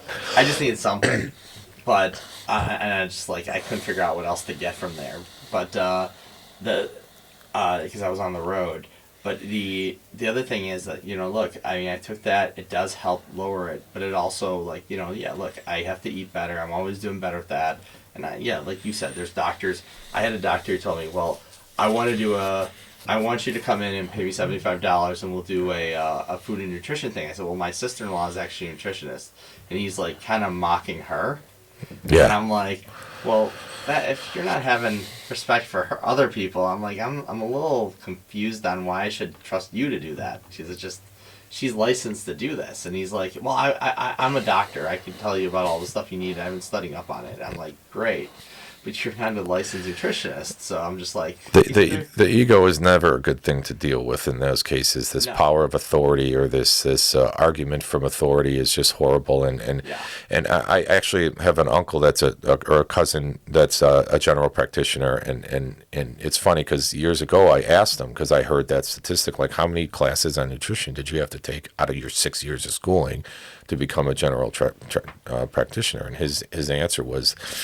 He's like, he knew where I was going. He's like, I think I took one, and I'm pretty sure it was an elective. It wasn't even a required class. Yeah. And that's just common sense says that's ridiculous, And so I've recently switched doctors to a great guy. We've had some crazy conversations about everything that's going on. He's a great guy, and some things he won't say on the record. I'm trying to get him on the podcast because he's very up on. He does a full blood work panel of everything.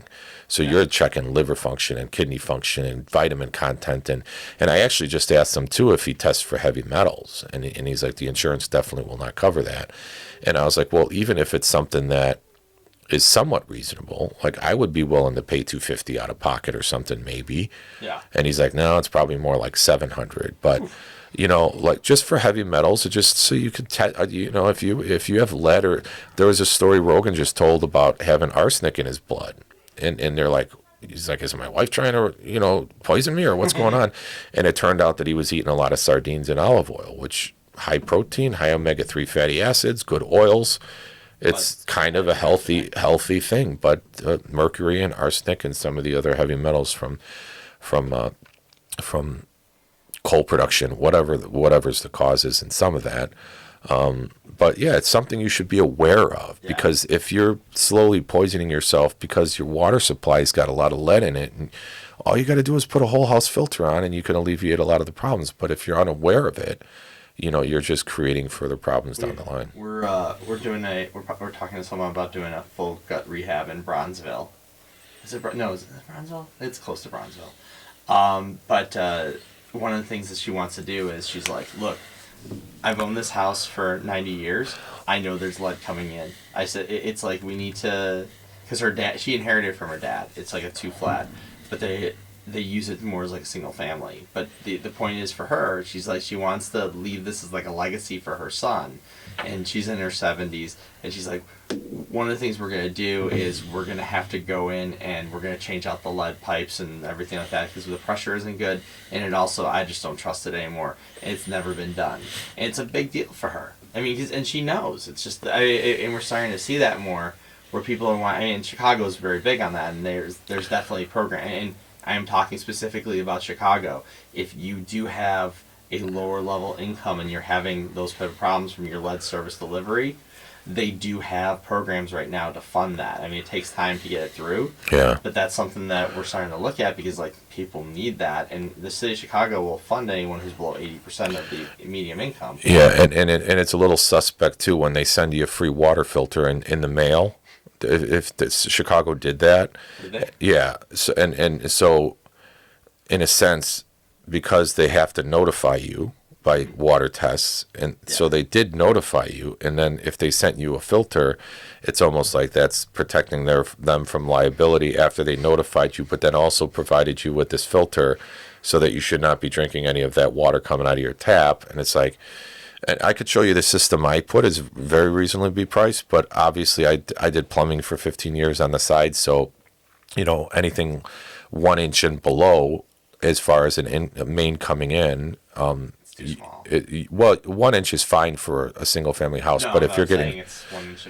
You said below. Sorry. yeah, 1 inch is fine because most of the time, most of the houses in Chicago are 3/4. Most of them only actually 5/8 meter coming in, and so water pressure and how that works with volume, and you never really should downsize it and go back up. Yeah. Because you're cutting off. It's not like gas pipe is different that you have volume. So if you have a 1.25 inch meter, and you step down to 1 inch for the service, you're good.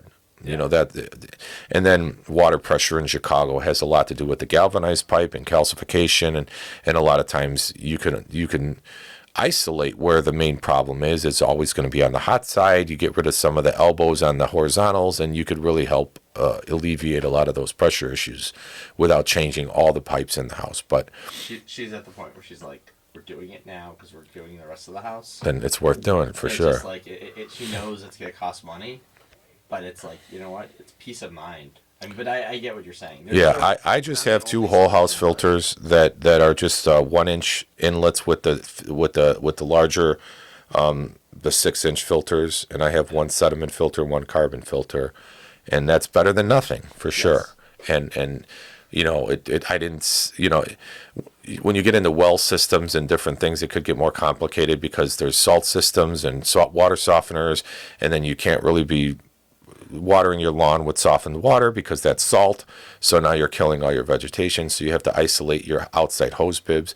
And then if you have a more expensive water filter system, you don't necessarily want to be filtering the water you're spraying on the lawn either, because you're just utilizing your filters, but also you're filtering out some of the nutrient that might be beneficial to the garden. So, but that gets into more, we're going to the weeds with detail. And also keep in mind, this is City of Chicago water, which is coming from the lake, versus like you're talking about well water, which could be. I know a lot of suburbs, like what was it? I grew up in Arlington Heights, so Prospect Heights. We always had this conversation about how the water tasted different in Prospect Heights because it was well water. Yeah. It was, you could discernibly taste it, like how it tasted different. Because in Arlington Heights, you had the lake water.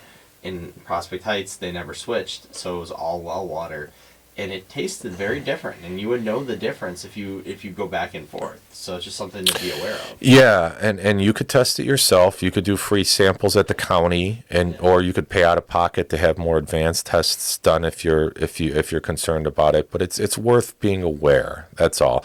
And then it's funny because we don't know what's good and bad. So with saltwater aquarium, I do have some experience with water filtration, reverse osmosis, deionization, all these sorts of things. And I have a TDS meter. TDS stands for total dissolved solids. So you could dip this into a cup of water, and it'll give you a number, parts per million, of foreign stuff in the water. It doesn't tell you what it is. It could be calcium. It could be good things. It could be a little bit of iron, which is beneficial, especially with well water.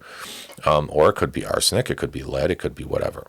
But when you do have a reverse osmosis filter, you can get the TDS to 0. So that's just water.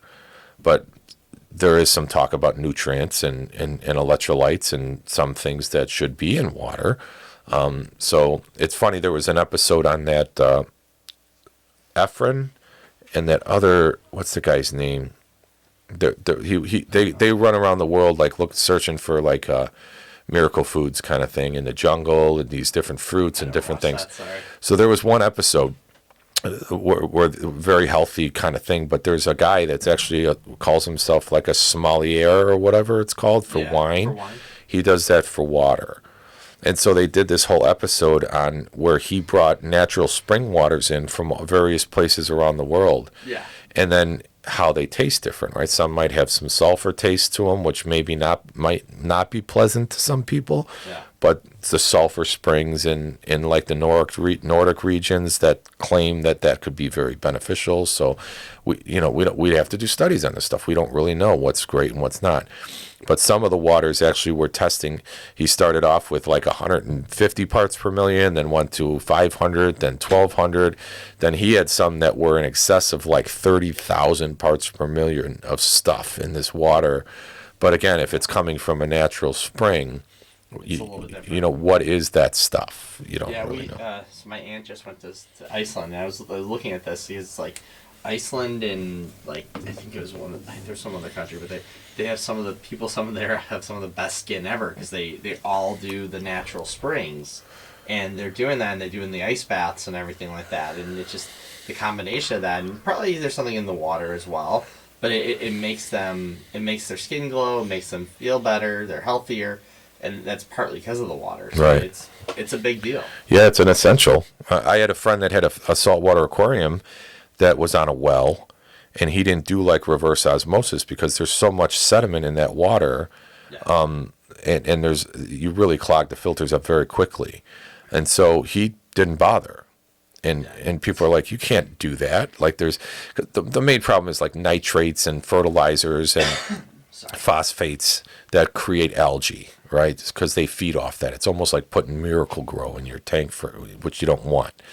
But his water seemingly was very high in calcium, so he almost didn't even have to supplement calcium, and his tank was jamming as a result of having high calcium because the corals all like calcium to grow. So that, you know, but that's kind of interesting. Kind of going back to Chicago, get off the water thing, I guess. When we talk about diversity and we talk about racism and we talk about all these different things, that's all in the media nowadays, and they seem to be using it to divide us when most people, you know, are good people. And Chicago is an interesting one that I haven't really talked about on the podcast much because it's so amazing that they're trying to create, you know, this diversity, even though one of the best attributes to Chicago growing up, or even 15 or 20 years ago, was the concept of the Chicago neighborhoods. Yeah. And that the South Side and the culture and Pilsen, the Latino community with their own history museums and their own art exhibits and their own food and culture, and Chinatown and Koreatown. And so you had all these ghettos, which was a benefit to immigrants coming to a place that could move into a neighborhood that spoke their native language. Yeah. And so, which one conversation that's really not happening very much that I hear, but the idea was to make it easy to come here and survive, but then at some point assimilate to some of the American culture, right? So you can hold on to your native culture I get that. and yet still be considered an American, as opposed to, you know, whatever the case may be. But now they try to diversify, they try to split all the neighborhoods up and bring, you know, poor communities and spread it around into better, more affluent communities, which definitely help them and make it a little bit easier because there's better schools and this and that. What do you think your thoughts are on some of the diversity of Chicago neighborhoods? I don't. Well, first of all, it's always funny when two white guys talk about diversity. Yeah, that's true. Yeah, well, I just have to point out the irony of this, and I'll dive into it. Sorry, I just I look. And here's the thing. I can't really talk about like I know there are a lot of people who grew up in like you were talking about Chinatown and Koreatown and all those different neighborhoods, and you're right, and they're still pretty strong. I mean, we live right by Vietnam town, so he's like they have all the restaurants in that one area up by Argyle, and it's amazing to see that type of culture. I mean, I love going up there. I mean, we love taking our daughter and up there, and son's a little too young, but it's great to see. I do feel like the fact that, yeah, you had a lot of changes in the last few years, but, you know, part of it is that change is inevitable. So, I mean, you know, here's the thing. The neighborhood that existed, I don't know about you, the first people I don't want to say, I don't know if ancestors is the right word, we're talking about great-grandparents, great-great-grandparents that came to this country. They came, I think my great-great-grandparents came here in the 1880s or 1890s. So, you know, I'm a few generations removed. I mean, my grandfather immigrated here, but he was born 1902, 1900. There's some debates on his birth certificate because we think he lied about his age. Made himself look younger. Yeah. But He's not the first. not the first. But yeah, I mean, here's the thing. It's just like, I can't testify like, hey, was it great? Was it not? Because like, I know that they talked about it. My grandparents talked about it. They were part of it. My parents grew up a little bit in that because it was a Jewish community. It was there's a lot of it, especially you're pretty. Is this Jefferson Park? No. Oriole Park. Yeah. So I mean, my dad grew up what's now West Ridge, and my mom grew up a little bit north of Albany Park. So pretty close to here, and those are two very Jewish communities in the northwest side of the city. So we definitely I mean, my grandparents still lived in the place where my dad grew up when I was younger. I mean, they sold it years ago, but I remember going over there, and we go to the synagogue, and I would say, why do I have to go to the synagogue? Because I was 3 or 4 years old and didn't understand it. My dad said, well, maybe you'll start to absorb the language. That did not work. But I mean, the thing was, I think he wanted to just try and teach me about that culture because, like, he grew up in that culture, and he doesn't even speak that much Hebrew. He speaks a little bit of Yiddish. I speak less. And so I part of it is that I know those cultures existed, but I could tell you that, like, the first generation, like, you look at history, first generation stays close to the people they know. And that's what and the second generation, they're the ones who will start going out there and start doing stuff. And what you're really starting to see right now is the reason why you're starting to have a breakup of some of those neighborhoods is you're getting into the second, third generations. It's not that there's anything wrong. It's not that people are doing anything bad. It's a natural flow of history. And I'm a former history teacher. So, I mean, I look at this and I say, it's not about, you could try and make it about race. You could try and make it about diversity. I don't see it that way. I see it as, like, as people change, they're going to start changing where they live. And, because, like, the American dream is not about, hey, you're going to define what you do and you're going to stay right where you are right now, and that's it. And you can't move anywhere. No, if we did all of that, everyone would still be living with their parents. It's not like Europe in the Middle Ages where everyone still live with their family their entire lives. In this day and age, people move around and they do stuff. So I think that makes a lot of sense because the lack of children willing to take over the family business, right? It's very low these days. They don't quite understand that it helps for generational wealth, that you're catapulted off the hard work of a previous generation or your parents to do a lot. And so that's where generationally, most generations were always getting better. So like in my experience, and it's one of those things where that's another cool thing about the podcast is I want to have uncomfortable conversations sometimes. Yeah. Because sometimes people just avoid that. Yeah. Now even just the fact that coming from a Jewish culture is different in a lot of different ways. And what are those differences and what are the benefits and what are good, what are bad? Like I had a friend that by the way, I tell people I'm Jewish. Jewish-ish? Jewish-ish? I mean, I am Jewish. I speak Hebrew. I mean, I'm not well. Maybe not devout religious in a sense of cultural. Yeah, and I've had this conversation because my wife's family, keep in mind, her dad, he was born from 2 survivors of the Holocaust. So it was a very different scenario. My entire family had moved here before 1913, 1920. Gotcha. So it's a very different experience being Jewish, living here in the United States for 3 or 4 generations versus being a second generation. Or a direct descendant of survivors. Yeah, and I know, like my business partner, his parents were both survivors as well. And there's things I think he dealt with that, I can't even imagine. It's a different experience for sure. Yes, because people don't understand, there was a lot of trauma that was never resolved, and they didn't have access to therapy like we do today. Yeah, and I do believe learned behavior is passed down genetically, and I believe that some trauma can be passed down genetically as well as a result. Obviously, that would just make sense. But an interesting story is like sometimes we don't know our friends are Jewish. Okay, not that there's anything wrong with that. It's almost like the Brendan Fraser movie where he was at Harvard or whatever, yes. And they're like, oh, wow, you're Protestant, and I didn't even know. Imagine that.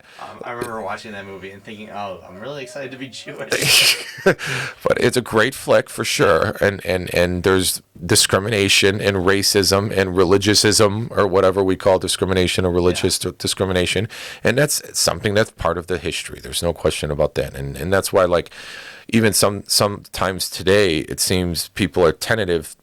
The idea of having an American flag outside your house being some sort of right conservative thing is insanity. Right, like I can be proud to be an American. It doesn't mean I'm proud for everything that this country or government has done in its history. You know, that we've made some mistakes, unquestionably, and hopefully we could learn from them and do better. But overall, things are going pretty well in a lot of areas, right? I'm gonna say I hope Trump doesn't ruin it. Well, right. I'm sorry, I didn't vote for him, and I don't know if you did or not. It doesn't matter. But it's just like... So the way, when we talk about, even when we're talking about altruistic service, right? In a sense, politics is supposed to be like that. Yes. I have an interesting, a quick little story about it. Even in my property in Colorado, we have a vacant property. And at some point, one day, we're going to build a cabin. I got some plans. I'm going to drill a well. I got a backhoe out there. I got some things going slowly. But it's not easy to build in the mountains, and it's not easy to just scrape cash together and all these sorts of things with 3 kids and blah, blah, blah. So the first year we went out there, we tent camped on our property. Which, by the way, 2 kids in daycare right now. He's starting next month, $3,500 a month in Chicago. Oh my God! It's more than my mortgage. Just to be on the same page. When people say they don't want to move to Chicago, I do understand. I mean, I'm not telling you that, but it's just the cost of living is insane. Well, and then government intervention and subsidized daycare is only going to make the price go up more than likely. They don't even fully subsidize it. I mean, you think about the fact that, the good news is that when she turns 4, City of Chicago gives free pre-K to all kids, but we have to do a lottery to see which school she goes to, so we don't even know. Like, having a 4-year-old do a lottery for pre-K is the stupidest idea I've ever heard, because I'm not gonna, because, like, first of all, you don't even know their full capabilities at 4. I'm not saying that, like one of the funniest things was when we first did daycare, when she was, like, I want to say 4 or 5 months old, we had parent-teacher conferences with the teachers, and they're like, what exactly are you going to report to her? She doesn't poop as much in the morning as she does in the afternoon? I mean, they said everything was positive, but it's like, you don't know enough about this yet. Yeah, all this evaluation and early childhood education, and a lot of things are weird because they work, and there's a lot of people that spend a lot of time and educated themselves on a lot of different things. And sometimes you go to preschool and kindergarten, and everybody's just playing, and they're not really doing anything, and you're like, what's going on here? But next thing you know, they're reading. So those slight, as a teacher, you very well must be aware that attention span and introducing some knowledge in a game or building these skills in different ways, all amazing stuff, and there's a lot of smart people thinking about it. But like you said, it's so amazing that I've watched a shift, and I've always been anti-labeling. And so, especially with academics, because the Khan Academy, I don't know if that story from the old TED Talk.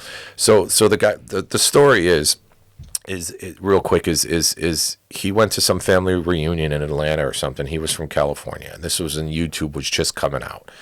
And so he met some distant relatives that their kids were struggling in math, and he's like, well, I'm a math teacher, maybe I can help them. Because, God forbid, we help each other and help family, right? Yeah. So he goes, there's this new thing, YouTube, out there. So if it's like I could post a video, and he could watch the video and just do the assignments, and I could tutor him from California. Yeah. And they're like, whoa, that's weird. Wow, imagine technology. This is crazy. So he does these videos, and he starts going through the settings, and he's like, public or private? He's like, well, why would I do it private? If somebody else can get something out of my videos, great. Yeah. As it turns out, he was really great at explaining basic mathematic principles, and the way he did his videos, he was a teacher, and his videos start going viral just because they're awesome. Then at some point you have to find a way to compile all these videos and put it in a website and organize things and all these different things. And he's always committed that it's always going to be free. And if you're out there and your kids are struggling in any area, I was even doing some videos on economics and stuff, just because I was at work and sitting on a service truck with, there's time. Do you want to better yourself, or do you want to sleep, or do you want to, scroll on TikTok, I which we can't do anymore. 100 Audible books because I listen to them. I mean, some of them I repeat, but it's like... Yeah, I always have earbuds in. I'm always listening to a podcast or a speaker or an audiobook or whatever. It's important. But so anyway, the Khan Academy the TED Talk is unbelievable, telling that story, but one of the things that he notices, that was the point, is that you label somebody deficient in math, they'll never be good at math. And what he had found is that some people just are different on this curve. Yeah. The way their brains develop. Like for me, for instance, when I was in college, I never really took that many notes because I was so concentrating on trying to understand what the professor was saying. And if I understood what he was saying, then I didn't have to remember it because now it just makes sense. Yeah. That's how my brain works. Other people are more at memorizing dates. History is a prime example. Yeah. You can read a people's history of the United States and read the real story from journals and letters, and you're like, oh my God, this is so fascinating. And somehow we're not taught that fascinating aspect of history a lot of times. So I'm going to add a personal story to Yeah, that. go for it. So when... I just have to remember the dates, right? Speaking about history. So when I was in 5th grade, I loved math. Up to 5th grade, I loved math. I was really great at basic numbers. I mean, I did great. When I got to 6th grade, they put me in the advanced math group, which I passed. I passed, but it was because the teacher would give extra credit, and I would do all the extra credit. And he noticed that, like, I wasn't. He told me, he said, "Look, you are a very hard worker. You did nothing wrong. But we're going to have to place you back in math." From that moment on, I hated math. And it was because of the fact, he didn't do anything wrong. He was probably right. I probably wasn't fully ready. But at the same point... You perceived it as a failure. I perceived it as a failure because I was 12 years old. And it was, I remember being little and you'd cry. I remember being 12 years old. It was one of the last time I remember as a kid crying because I was just so devastated that you basically told me I had to repeat the same year. And I did. I had to repeat the same class the next year. And I think I got A's and B's in it. I think I got one semester or one quarter I didn't do that great just because I still didn't fully understand the concept. Right. But for the most part, I had to repeat it, and I still did pretty good. But I still had that image in my head that I'm not that great at math anymore. And because I didn't proceed with the people I was with before, that it wasn't that important. And it like I said, I was a history teacher, so like when I did history, when I went into high school, I did AP US, I did AP Euro, I think I did one other one, but I had, like, by the time I went to college, I had all my basic history courses laid out because I had already done it. So I actually saved like a semester of college just because I had done that, and I also had AP English. I had AP English as well. So the thing was that you have that vision of who you are, and that's the thing that kills me with these tests. Like they create a vision of who you are, and like I remember my mom saying, "No, don't worry, it's fine, it's understandable," and she was doing her best to try and calm me down and explain that you didn't do anything wrong. But at the same point, you get that vision in your head, and I see that happening to kids. It's just like you have that, and I've been trying to tell my daughter, by the way, you can't use the word can't. You must recant the can't, and she's 3.5. So nice. I was joking around to her the other day, and she said I was like, I was doing it in a funny voice. I'm like saying, "Don't do that. You can't do that." And she said, "You can't use the word can't." Nice. And she caught me on it, but she even that at 3.5, she's starting to. It shows how sharp they are. They're born geniuses. We make them dumber every day. That's my theory. But I don't like the idea of having to have her be tested to see. I know she's smart. Yeah. I'm sorry. Like, you asked me, I'm 100% not biased. My daughter's a genius. Yeah. I mean, I know that. I know that there are things that she could probably be better at, and there's things that she can't. And I can tell you, like, already, like, we have a 3-month-old and a boy. He's probably could be more athletic than her. Well, I think that what you're talking about with labeling is part of the problem, 100%. That if you think you're bad at math, you just never will be. It's a self-limiting belief that gets programmed into you that's not true. And to add to that, by the way, I'm sorry. One more thing. I was a mortgage broker for 6-7 years. And then in addition to that, all the math I have to do as an investor, all the math I have to do as a business owner. I'm the one who does all the bookkeeping for our company right now. I'd like to be able to offload that at some point because I'd love to not do that. But I have to understand that, and I have to understand all the finances. So whatever they did say about, I might not know. If you ask me to tell you all the calculus stuff, I might not be able to tell you all that stuff. But if you ask me for practical math, yeah, I'm really good at it. Yeah. And it's like, but it took me a long time to kind of bridge as an that. adult to try and bridge that gap because I didn't see it in myself. Right. And I realized I'm like, oh yeah, I'm really good at, like, I would talk to people about some stuff for finances and talk about how, like, with the property, like we're doing a property right now. We bought it for $30,000. We know it's $150,000 to rehab. And then I did the CMA as a realtor to say, hey, here's the value. And then the appraiser pretty much came out and said the same thing. So it's worth $310. I think it could maybe $320 if we stretch it. But if we sell that property, this is how we're going to make $100,000 off that. Now, do we find that property every week? No.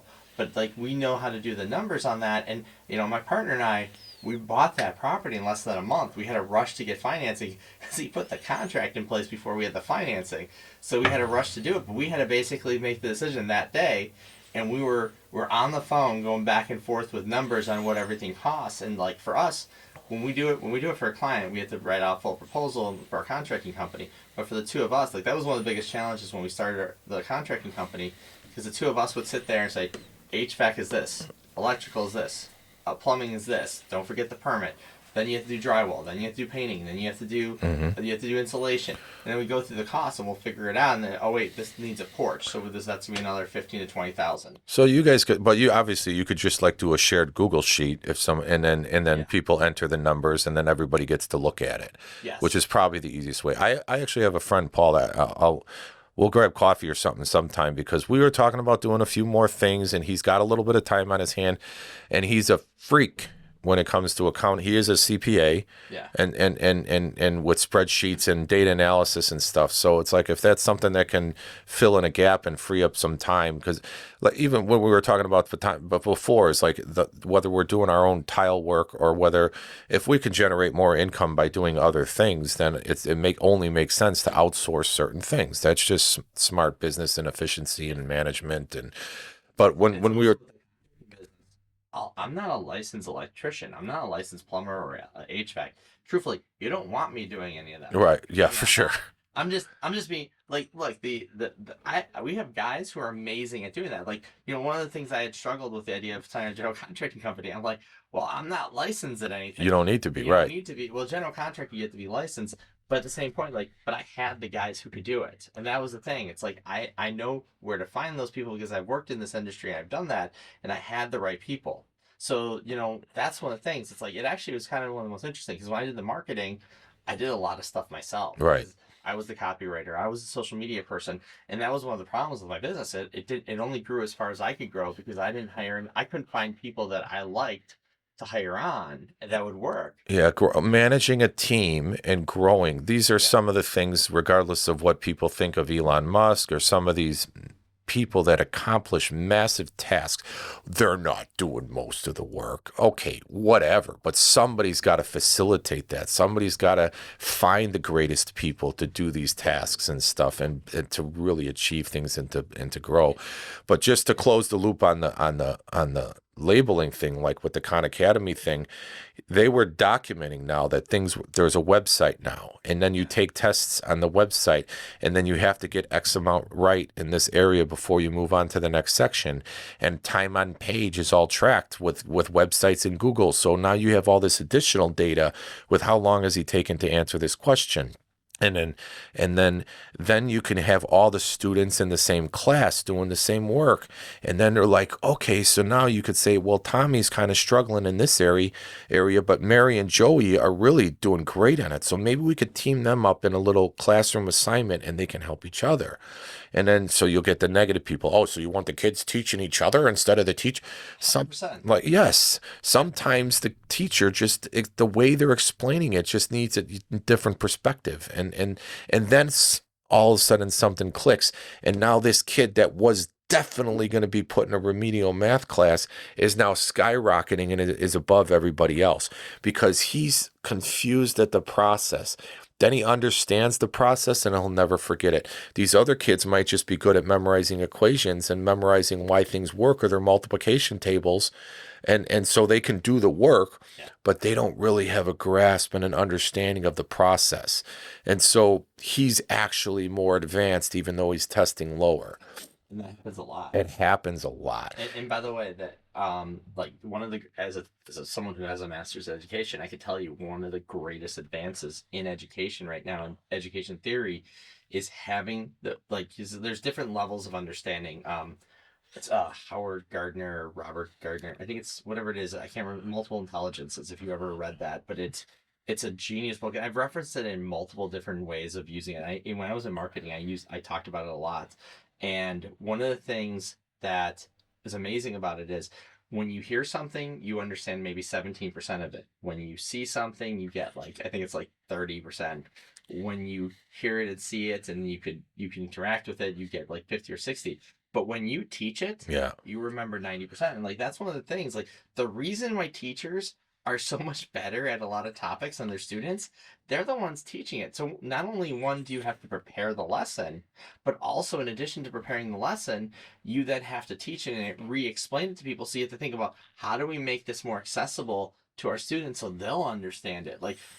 That's one of the, it's like I said, I have a 3-year-old now. So how do I explain stuff to a 3-year-old? I'm constantly saying stuff and I'm realizing, I just made it way too complicated for a 3-year-old. How do I make it more understandable?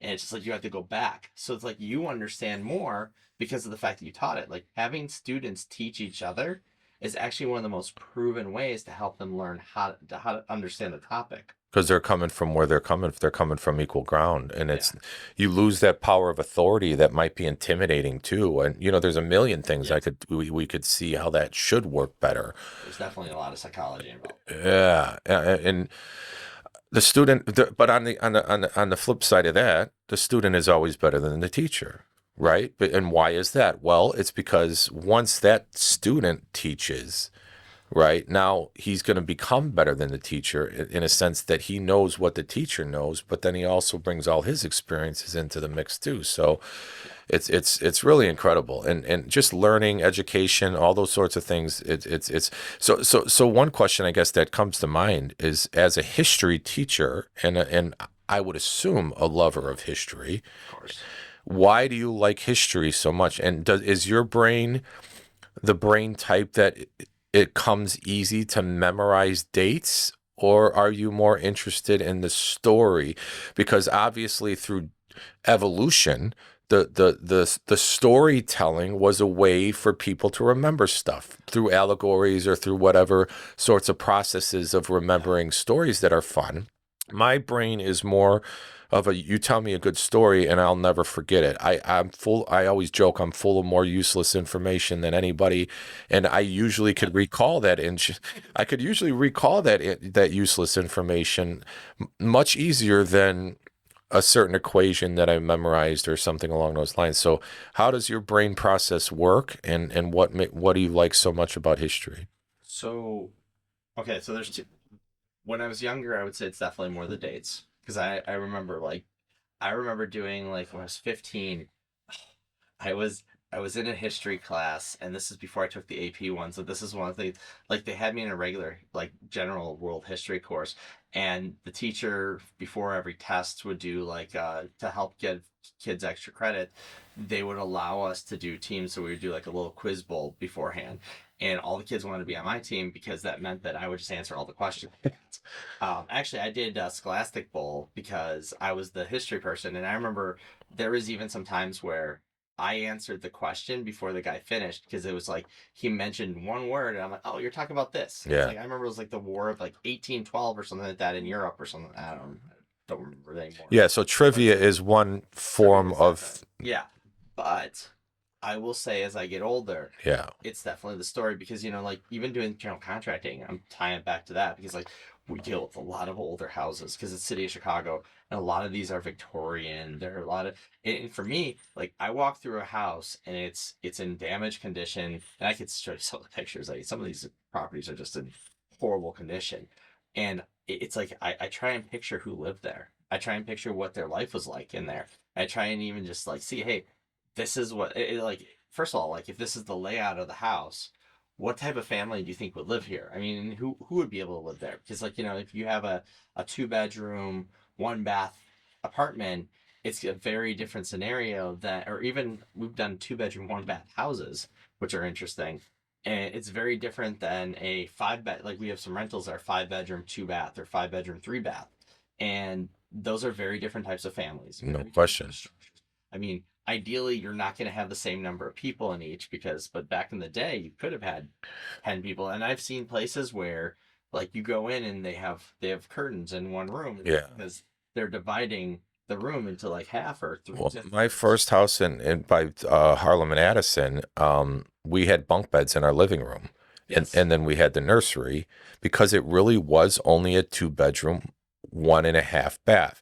The half bath was a toilet in the basement, and the laundry sink was the sink, so they could call it a half bath. There was a small room with just the shitter in there.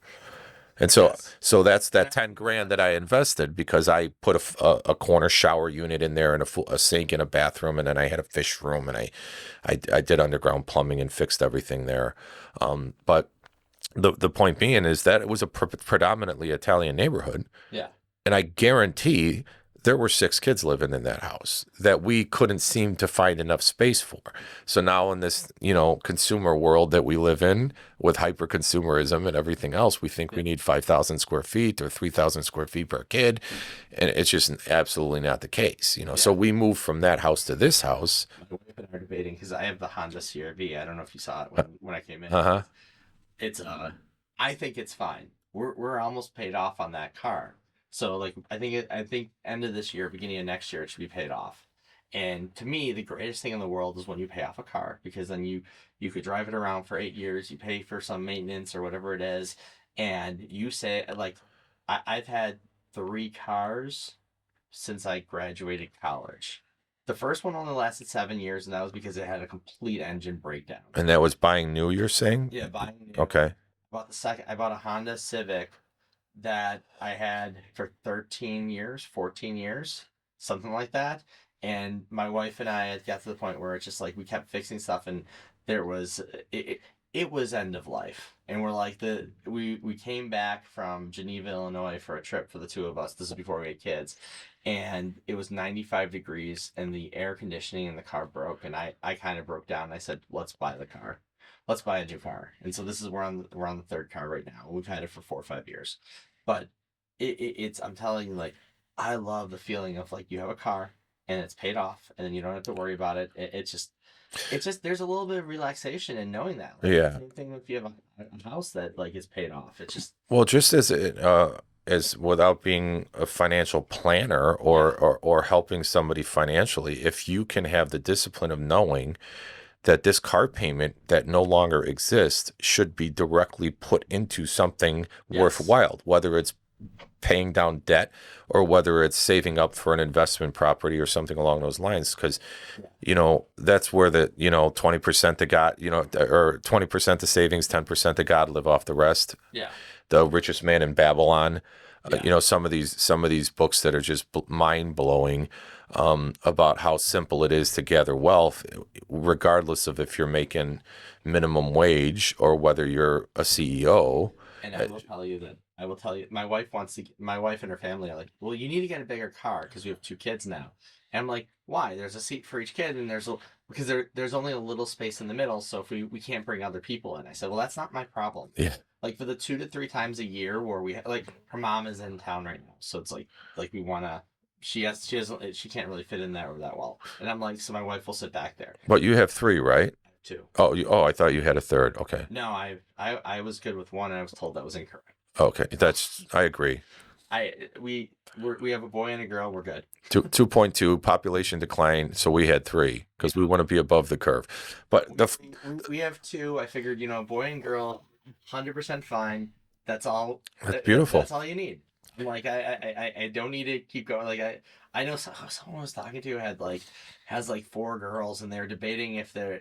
Probably for a I boy. think there's a boy. Like I think they're having twins now. I think they have two right now, and they're having some of my contractors. He's 2 girls right now, and they're having twins. I think one of them's a boy, and one of them's a girl. I forgot what the scenario is exactly, but they're like, yeah, if that didn't happen, and they're both girl twins, we're gonna see if we should go for a fifth. Yeah, yeah. Oh, that to me is not. No, I'm sorry, especially knowing all the costs of everything. So you were talking about old Chicago buildings and stuff, and if you want, no, that's cool. But listen to the episode with Tom Vakala. He's from Restore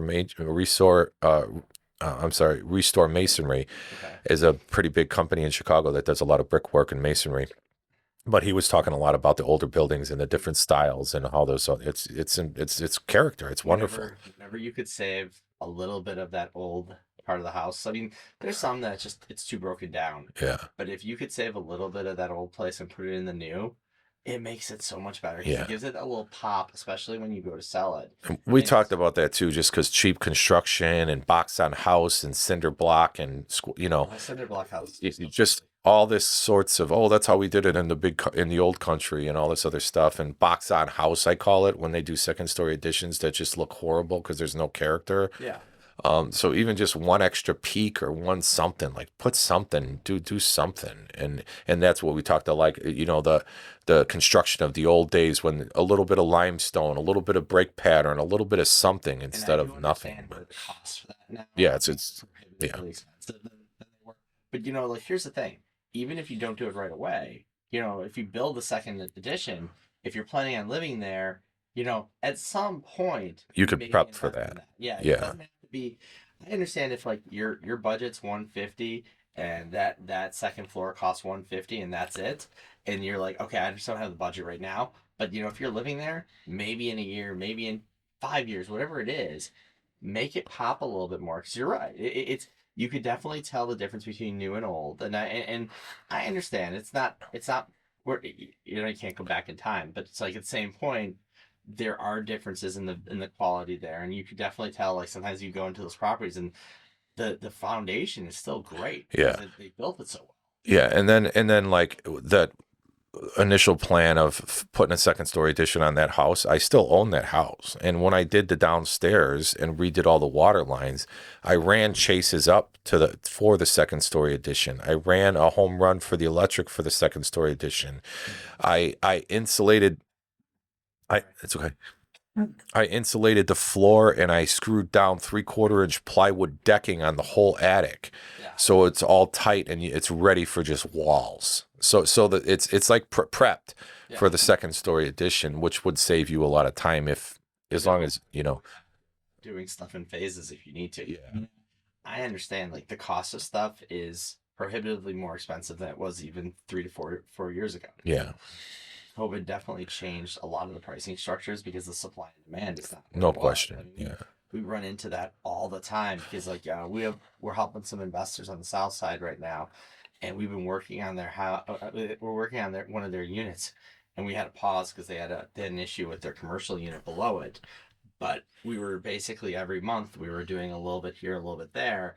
They need to get something settled because they had some legal issues on the first floor with the tenant. They were actually, the property was raided. yeah. Not the unit that we were fixing, the one below. Our guy was actually there, and he called my partner. He said, there's cops all over the place here. Nice. So they had to raid it, so they have to fix that, but they're having an attorney work with them first. So and then we're gonna talk to them, see if we can help them.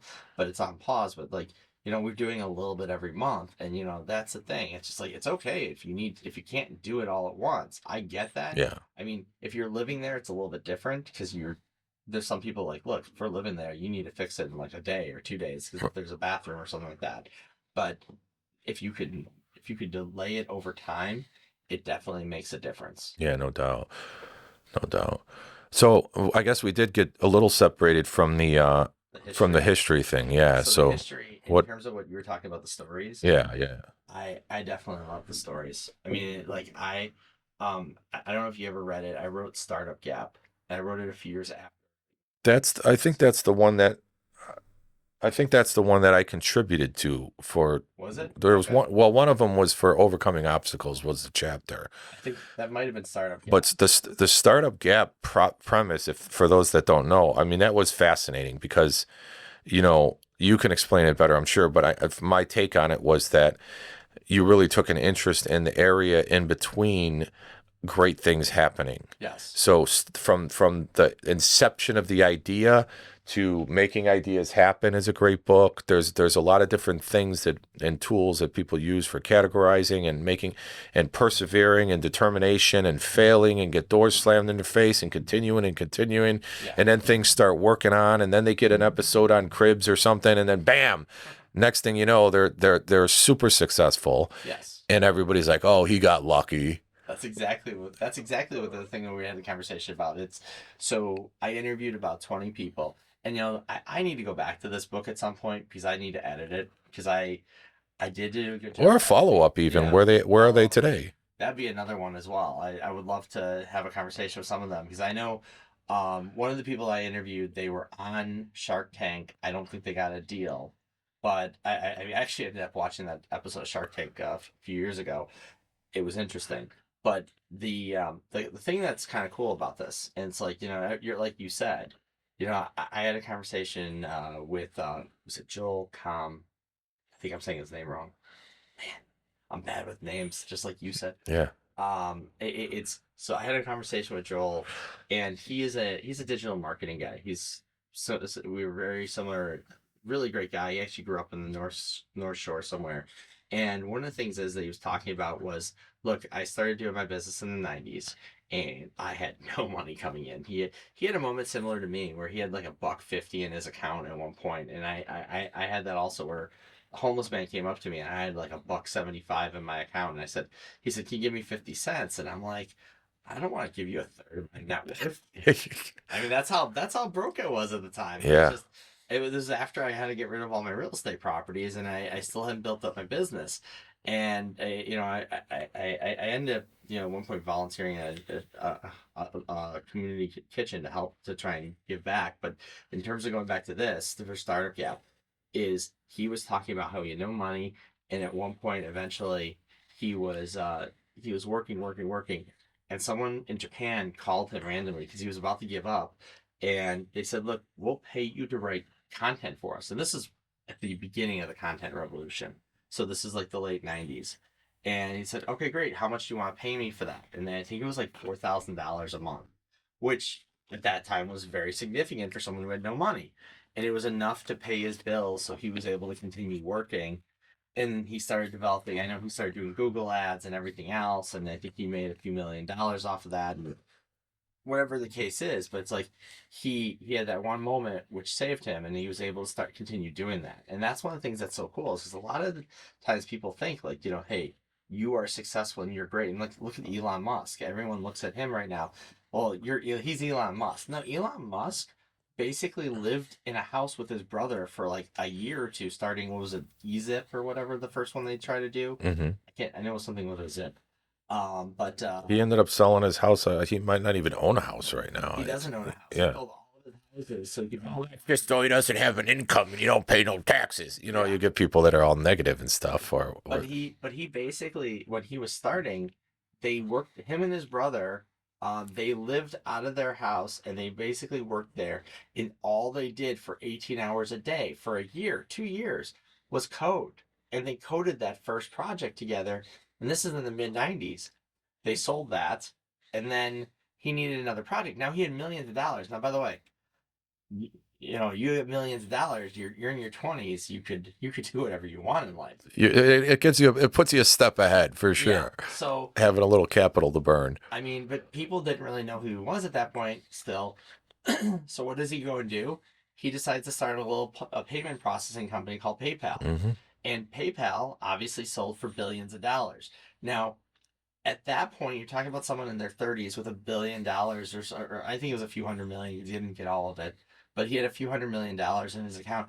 And he went back and he started investing in Tesla, Solar City, and SpaceX. SpaceX. Yeah. So, and he divided that. But, like, here's the thing. He did that in 2002.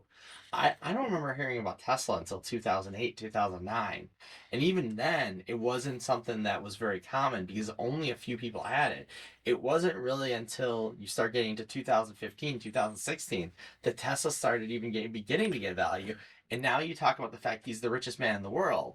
Same thing with Jeff Bezos. Well, Bezos did has you a ever? single internet company until 2002. Yeah. Did you ever play Slug Bug with Volkswagen Bugs, where you punch your brother and say Slug Bug Red and hammer? We called it punch buggy. Punch Buggy. Okay, same thing. So similar, a little different. Different. I started that with my kids to keep it alive with Teslas a few years back, right? So it's like Tesla Red, bam, right? So then the kids are hitting mom. It's like, okay, take it easy. But it's pretty funny because we did that. You noticed how much more often you're seeing them on the street, where you'd see one or two a day, maybe. Yeah. In Chicago. Yeah. Not to mention some rural area or something where now I've seen at least 4 Cybertrucks that I know are different. It's not the same one, and so it's just amazing. And then yeah, it's definitely a different thing. There's no question. But it's funny. I saw older interviews, and kind of similar to your passion for the startup gap and that idea of perseverance and that idea of having a vision and trusting the muse kind of thing, to where holding true to the vision. I don't know if it was partly through you or through the I'm pretty sure the founder of Home Depot had an interesting story of struggle with this vision of Home Depot. And he would go to investors and capitalists and looking for cash and looking for money. And they'd be like, you want to do a bigger hardware store? Like, do you see what True Value and Ace Hardware are doing right now? They're dying. Like, good luck. So nobody would back him, right? And then when he started his first store, I believe was out in California or out West Coast somewhere. Was it East Coast? It's somewhere. I think Home Depot is based in Georgia. Okay, but the story, I might be wrong on the story, or I might have crossed it up. Yeah. But the story was like the vision of the tiered rack system with the inventory up top. Yeah. But he had no money for inventory, but he had to hold true to the vision. Yeah. So he ended up contacting the manufacturer and getting product stickers and putting them on empty boxes. So it looked like it was full of inventory, even though he didn't have the money for it. So it seems silly, but it's something magical about holding true to that vision and trusting the vision. And then look what happens. Now you got Lowe's and Menards and Costco and Sam's Club. That whole system of shopping wholesale style, or at least a feel of wholesale style. Yeah. Revolutionized the marketplace. Yeah, and you know what? The same holds true for, Microsoft was the same way. Apple was the same way. Obviously, Google. I mean, people looked at Apple though, and they said, like, "Why would I need a computer?" Yeah. I mean, it's silly.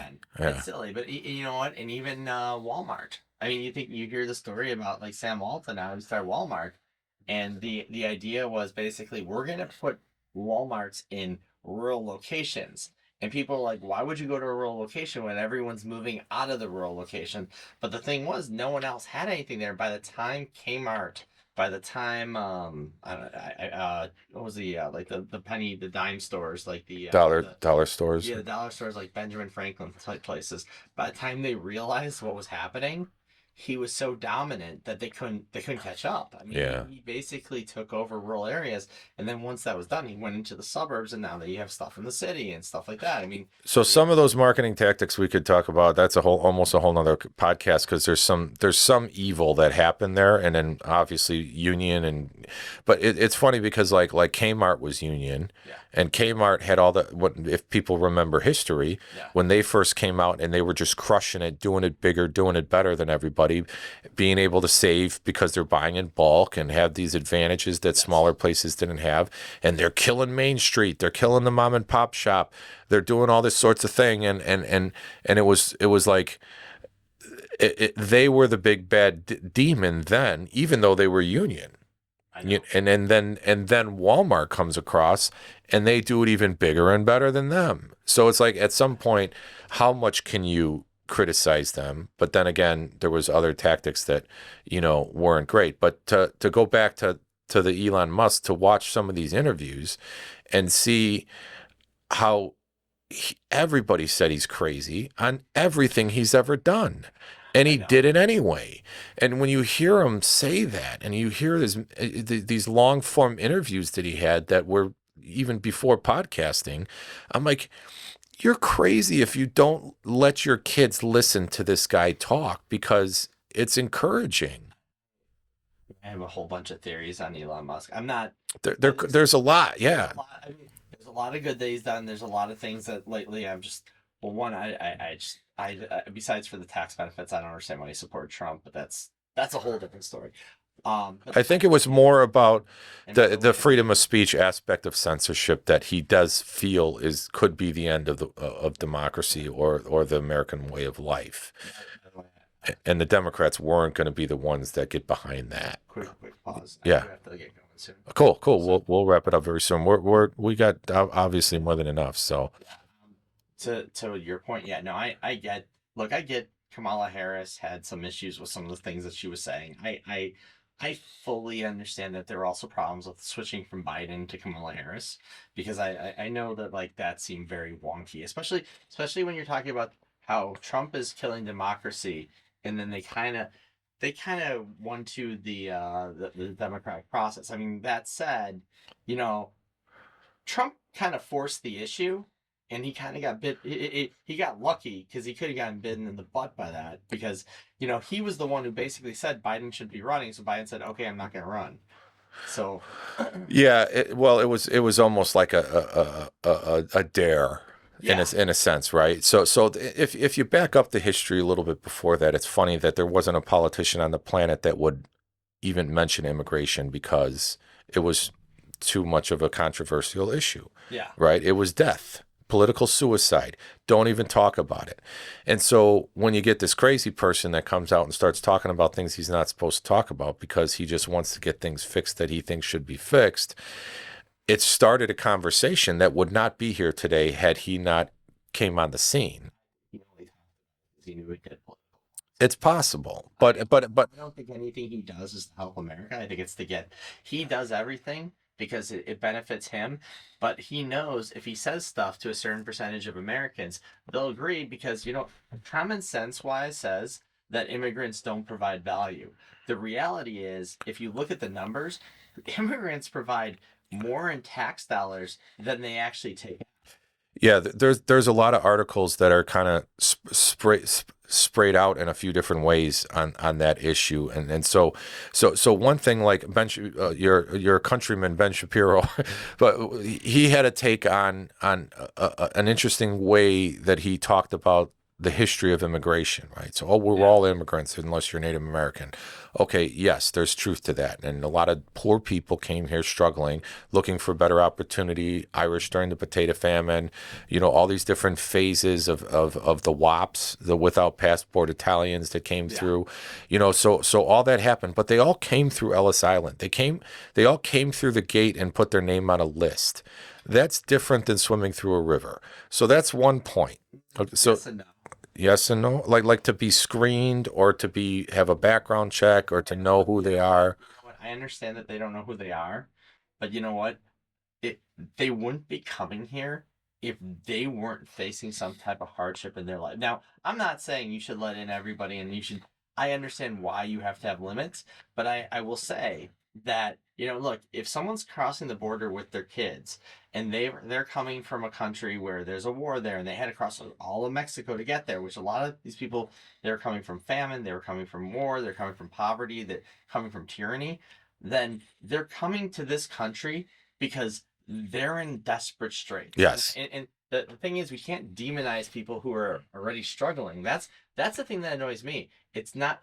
Yes, there are 1 out of 100,000 or 1 out of 1,000,000 is maybe a mass murderer, and that's the person we talk about. But at the same point, 999,000 of those people are probably... Those numbers might be a little off, only because obviously no, right. I'll just for disclosure's sake, that when you're coming from a war-torn area and murder is common, Yes. it's a different culture. Yes. And so whether they would be considered a criminal there or whether they'd be considered a criminal here, or if you're bringing some of the worst types of cultural things here, that's not great. Okay, but the better side of it also, because there's a lot of people. If you're first of all, the people who are coming here are not the warriors and the soldiers who are decimating things. They're the people who are decimated for the most part. I'm not saying this is 100% true, but in most cases, the people who come here are people who were told, "Hey, look, you don't have a voice," and they come here without a voice and they don't know how to speak up. and the main thing is the incentive of what they're coming for. Yes. Okay, so like if they're coming because they know there's a social safety net, they know they can get a free welfare food stamps to get started. They might be able to get a loan for start a business that maybe other people can't or can. There's a lot of different things that are controversial with all of that. And so one of the things Shapiro was talking about is when the mass migrations happened from Europe. Yeah. Those people were coming from a place that had social safety nets, food stamps, government cheese, socialized medicine, or socialized health care. They didn't have that in Russia. But they're coming to a place that had nothing. Yeah. And they got in a wagon with their life savings and went west with the hopes of the American dream and the possibility of having ownership of land, which was a foreign concept from somebody coming from Europe, right? To have your own land. Yeah. And they had to pool their resources together, start a community, just to even build a church and a school, right? There was no doctors, there was no hospitals, there was nothing. So that was a different type of person that came here to hash out a country with their bare hands. Okay, I'm gonna disagree with you here. I think the people who come here now, not all, I'm not gonna look. Someone murders someone in this country, they do that. They should be deported to their own country. They should be arrested. They should be in prison. Whatever crimes fit that punishment. All right, I'm never gonna defend that. But if someone comes to this country because they want to have a better life for their kids, then there's nothing wrong. I'm not saying nothing wrong with them being here. Obviously, they have to be healthy, and I understand that if they're not healthy, it's going to be a drain on the system. But you know what? By and large, they're coming to benefit their system. I've known many illegal immigrants, and a lot of them are the hardest working people you Unquestionable. And the thing is, when you villainize them, you're villainizing people who really don't have a voice, who don't have the ability to fully speak up, and they're also terrified to speak up. Like, I know that there's been a mass exodus going backwards to the border in the last month or two because people are afraid that when Trump comes in, they're going to be hurt, they're going to be killed, they're going to be separated from their children. Because, realistically, Trump separated families the first time around. I mean, we forget about the fact that we did it, but he basically was no better than like doing the pogroms or doing some of the stuff that Hitler did. And I'm not saying he did it on the same level, but the scary thing is he separated children from their parents, and there were children who died in the jails he created for children because they were not set up properly. Well, so do you remember the kids in cages debate with Obama? Vaguely. So see, it's amazing that we have short-term memory loss with a lot of these political issues. So Obama was building. I voted for Biden. He was trying to expand the processing facilities so that we can bring in more people safely and properly. Okay. And that's where there was the kids. He's building kids in cages, and there has to be sections of processing. You get fingerprinted, you go to this process. You get health checked, you go to this process. Yeah.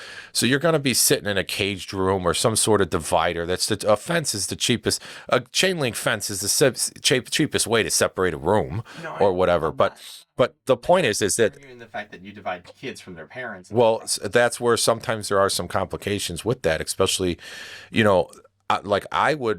I'd be interested to see if there's enough support for a constitutional amendment that states that in order to be a naturalized citizen born here, one of your biological parents needs to be a citizen in order for you to automatically be a citizen. It'll be a very touchy debate. But the whole point of being born here, automatically being a citizen, was to populate this country because we needed natural defense. We needed people to be citizens to fight against what? And why was the Constitution written in this country? To stand up against tyranny, right? But here's the thing. So if you're being ruled by a tyrannous government, and you as the citizens of that country decide to get together and fight that tyranny and start your own thing by writing a Declaration of Independence and by writing a constitution and forming your own experiment in self-governance, which is what this country, this constitutional republic, right? This test of democracy.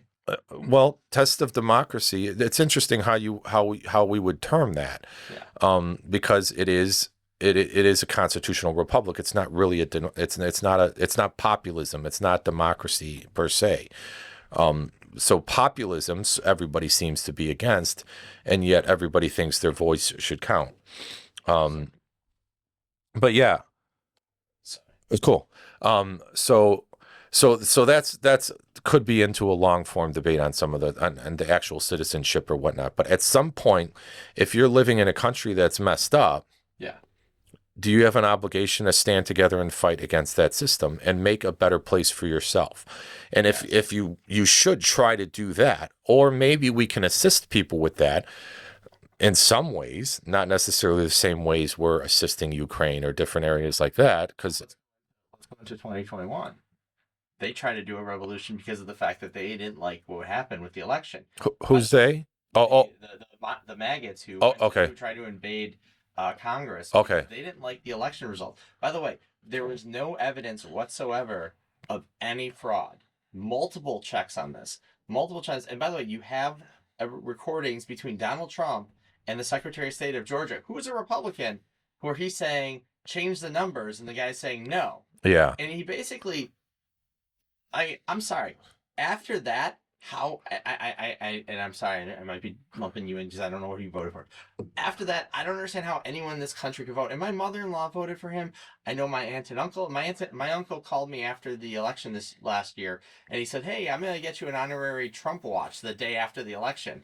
I'm like, seriously? You just destroyed democracy in this country because that's what Trump did. I understand.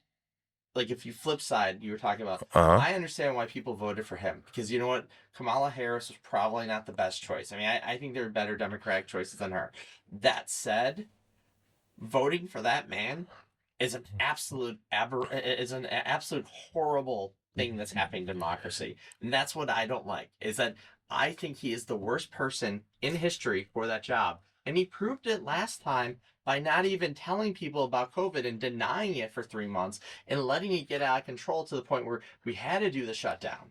I mean, he then, when he lost the election, which he lost in a fair and true election, which was decided by the people, he decided that he didn't like that result from the election. And he was okay telling his supporters, I don't like this election, do what you want, when they're 100 feet away from the Capitol building. And basically didn't stop them, didn't call in the National Guard. He didn't necessarily say it in those words because he's smart enough not to say it, but he basically did everything possible to incite them to be mad and rush it and try and even, there were people who died on that day who didn't need to die, and I'm saying that on both sides because of what he does. And I think that's the problem. And then you know what? He incites so much violence, so much hatred, that I can't support someone like that. It's like that's where I get really frustrated. Makes sense, but unfortunately, the media and the way that things were portrayed is not fair and balanced. So there's a problem with mainstream media in reporting facts and not. What facts did they not report? In this case, so again, if we could come back another time maybe and talk, because I mean I can answer for sure and give you my quick thought on it, but if you really got to roll, but there is a legal process to question things, and there's also a lot of lawyers in this country, right? We all know that. Yes. And there's a lot of ways to interpret different laws and different ways that things are supposed to be done legally. And so you can have one side that is in your ear saying, no, this is constitutional and you can do this. And other people would say, no, absolutely, that's not constitutional. Yeah. So the process would say that it would have to go to the Supreme Court, or there's a process to figure out what is or is not legal in all those sorts of circumstances. But there is a potential that there was theory that contesting the election, and if you were shown the election. I don't argue his right to contest. Mm-hmm. I argue for his actions after he contested it. When he decided to tell his supporters, this is not, and I forgot the exact words, so please, I'm misquoting here. But when he decides to basically tell his supporters, this is a crime, this is bad, oh, they're crooks, I can't believe what they're doing in Congress. That's not right, and I'd have to get his exact speech. Yeah, so there's a lot of different stories that may be considered election interference from both sides. Just like you said, I'm a lifelong Democrat. My father was blue-blooded union member. You know, you always just vote straight Democratic. That was the only way, and I've always grown up that way. And from the DNC side of planning, how they couldn't have screwed this up anymore if they tried. Did they try? You know, then you could get into, just craziness and conspiracy theories with some of that stuff. But the idea of Hillary taking out Bernie, because we know that was a promise made prior to Obama. So they said, let Obama go first. You're our horse next time, guaranteed. Then Sanders came out of nowhere. And then if they manipulated polling and data and different things to not select Sanders through the Democratic process because of a promise made to Hillary, I think that rubbed a lot of people the wrong way. And regardless of, my mother was a Hillary supporter, 100%, probably still is. Yeah. How dare you not want to vote for a woman? Like I'm some misogynistic pig. I'm like, it has nothing to do whether it's a woman or not, because at that time, Elizabeth Warren was a rock star talking about education and student loans and different things and processes. So there was a lot of people, Tulsi Gabbard, some of these other people that I would vote for a woman in a second. Yeah. And so we're gonna roll. So we could wrap up. Sorry. No, that's awesome. First of all, we have a few gifts. We always do. There's a episode number 7 engraved challenge coin that is part of the Flipside Frolic gift package. We got some poker chips. If you want a hat, we'll get you a hat. But for anybody listening, your main focus now is property investment, and there could be, if you have questions, general contracting, those sorts of things. Let people know where they can find you, or what you got going on. Any of your books that were out there, or social media accounts. So, well, one, and I didn't even talk about this, but we have a meetup that we do for people who've ever read Rich Dad Poor Dad.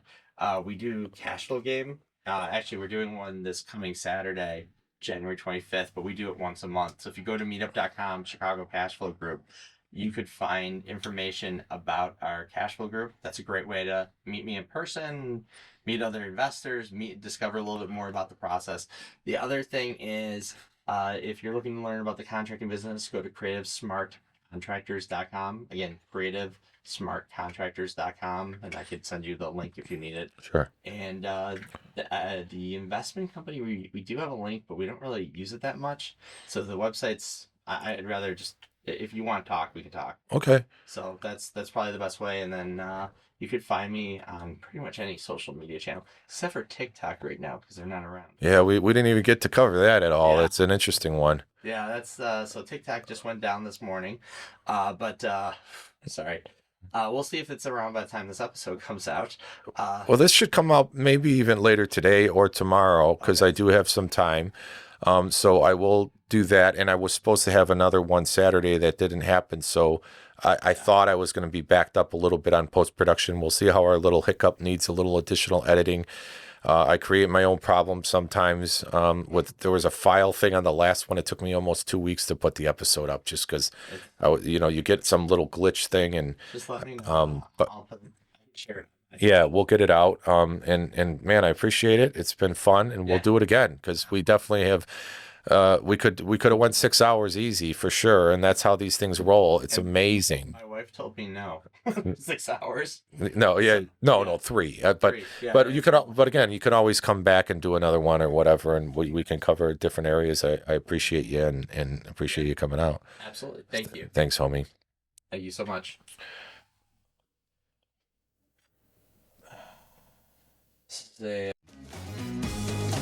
Thanks for joining us at Flipside Frolic. We hope you enjoyed the conversation and maybe learned a little something about other people's perspectives.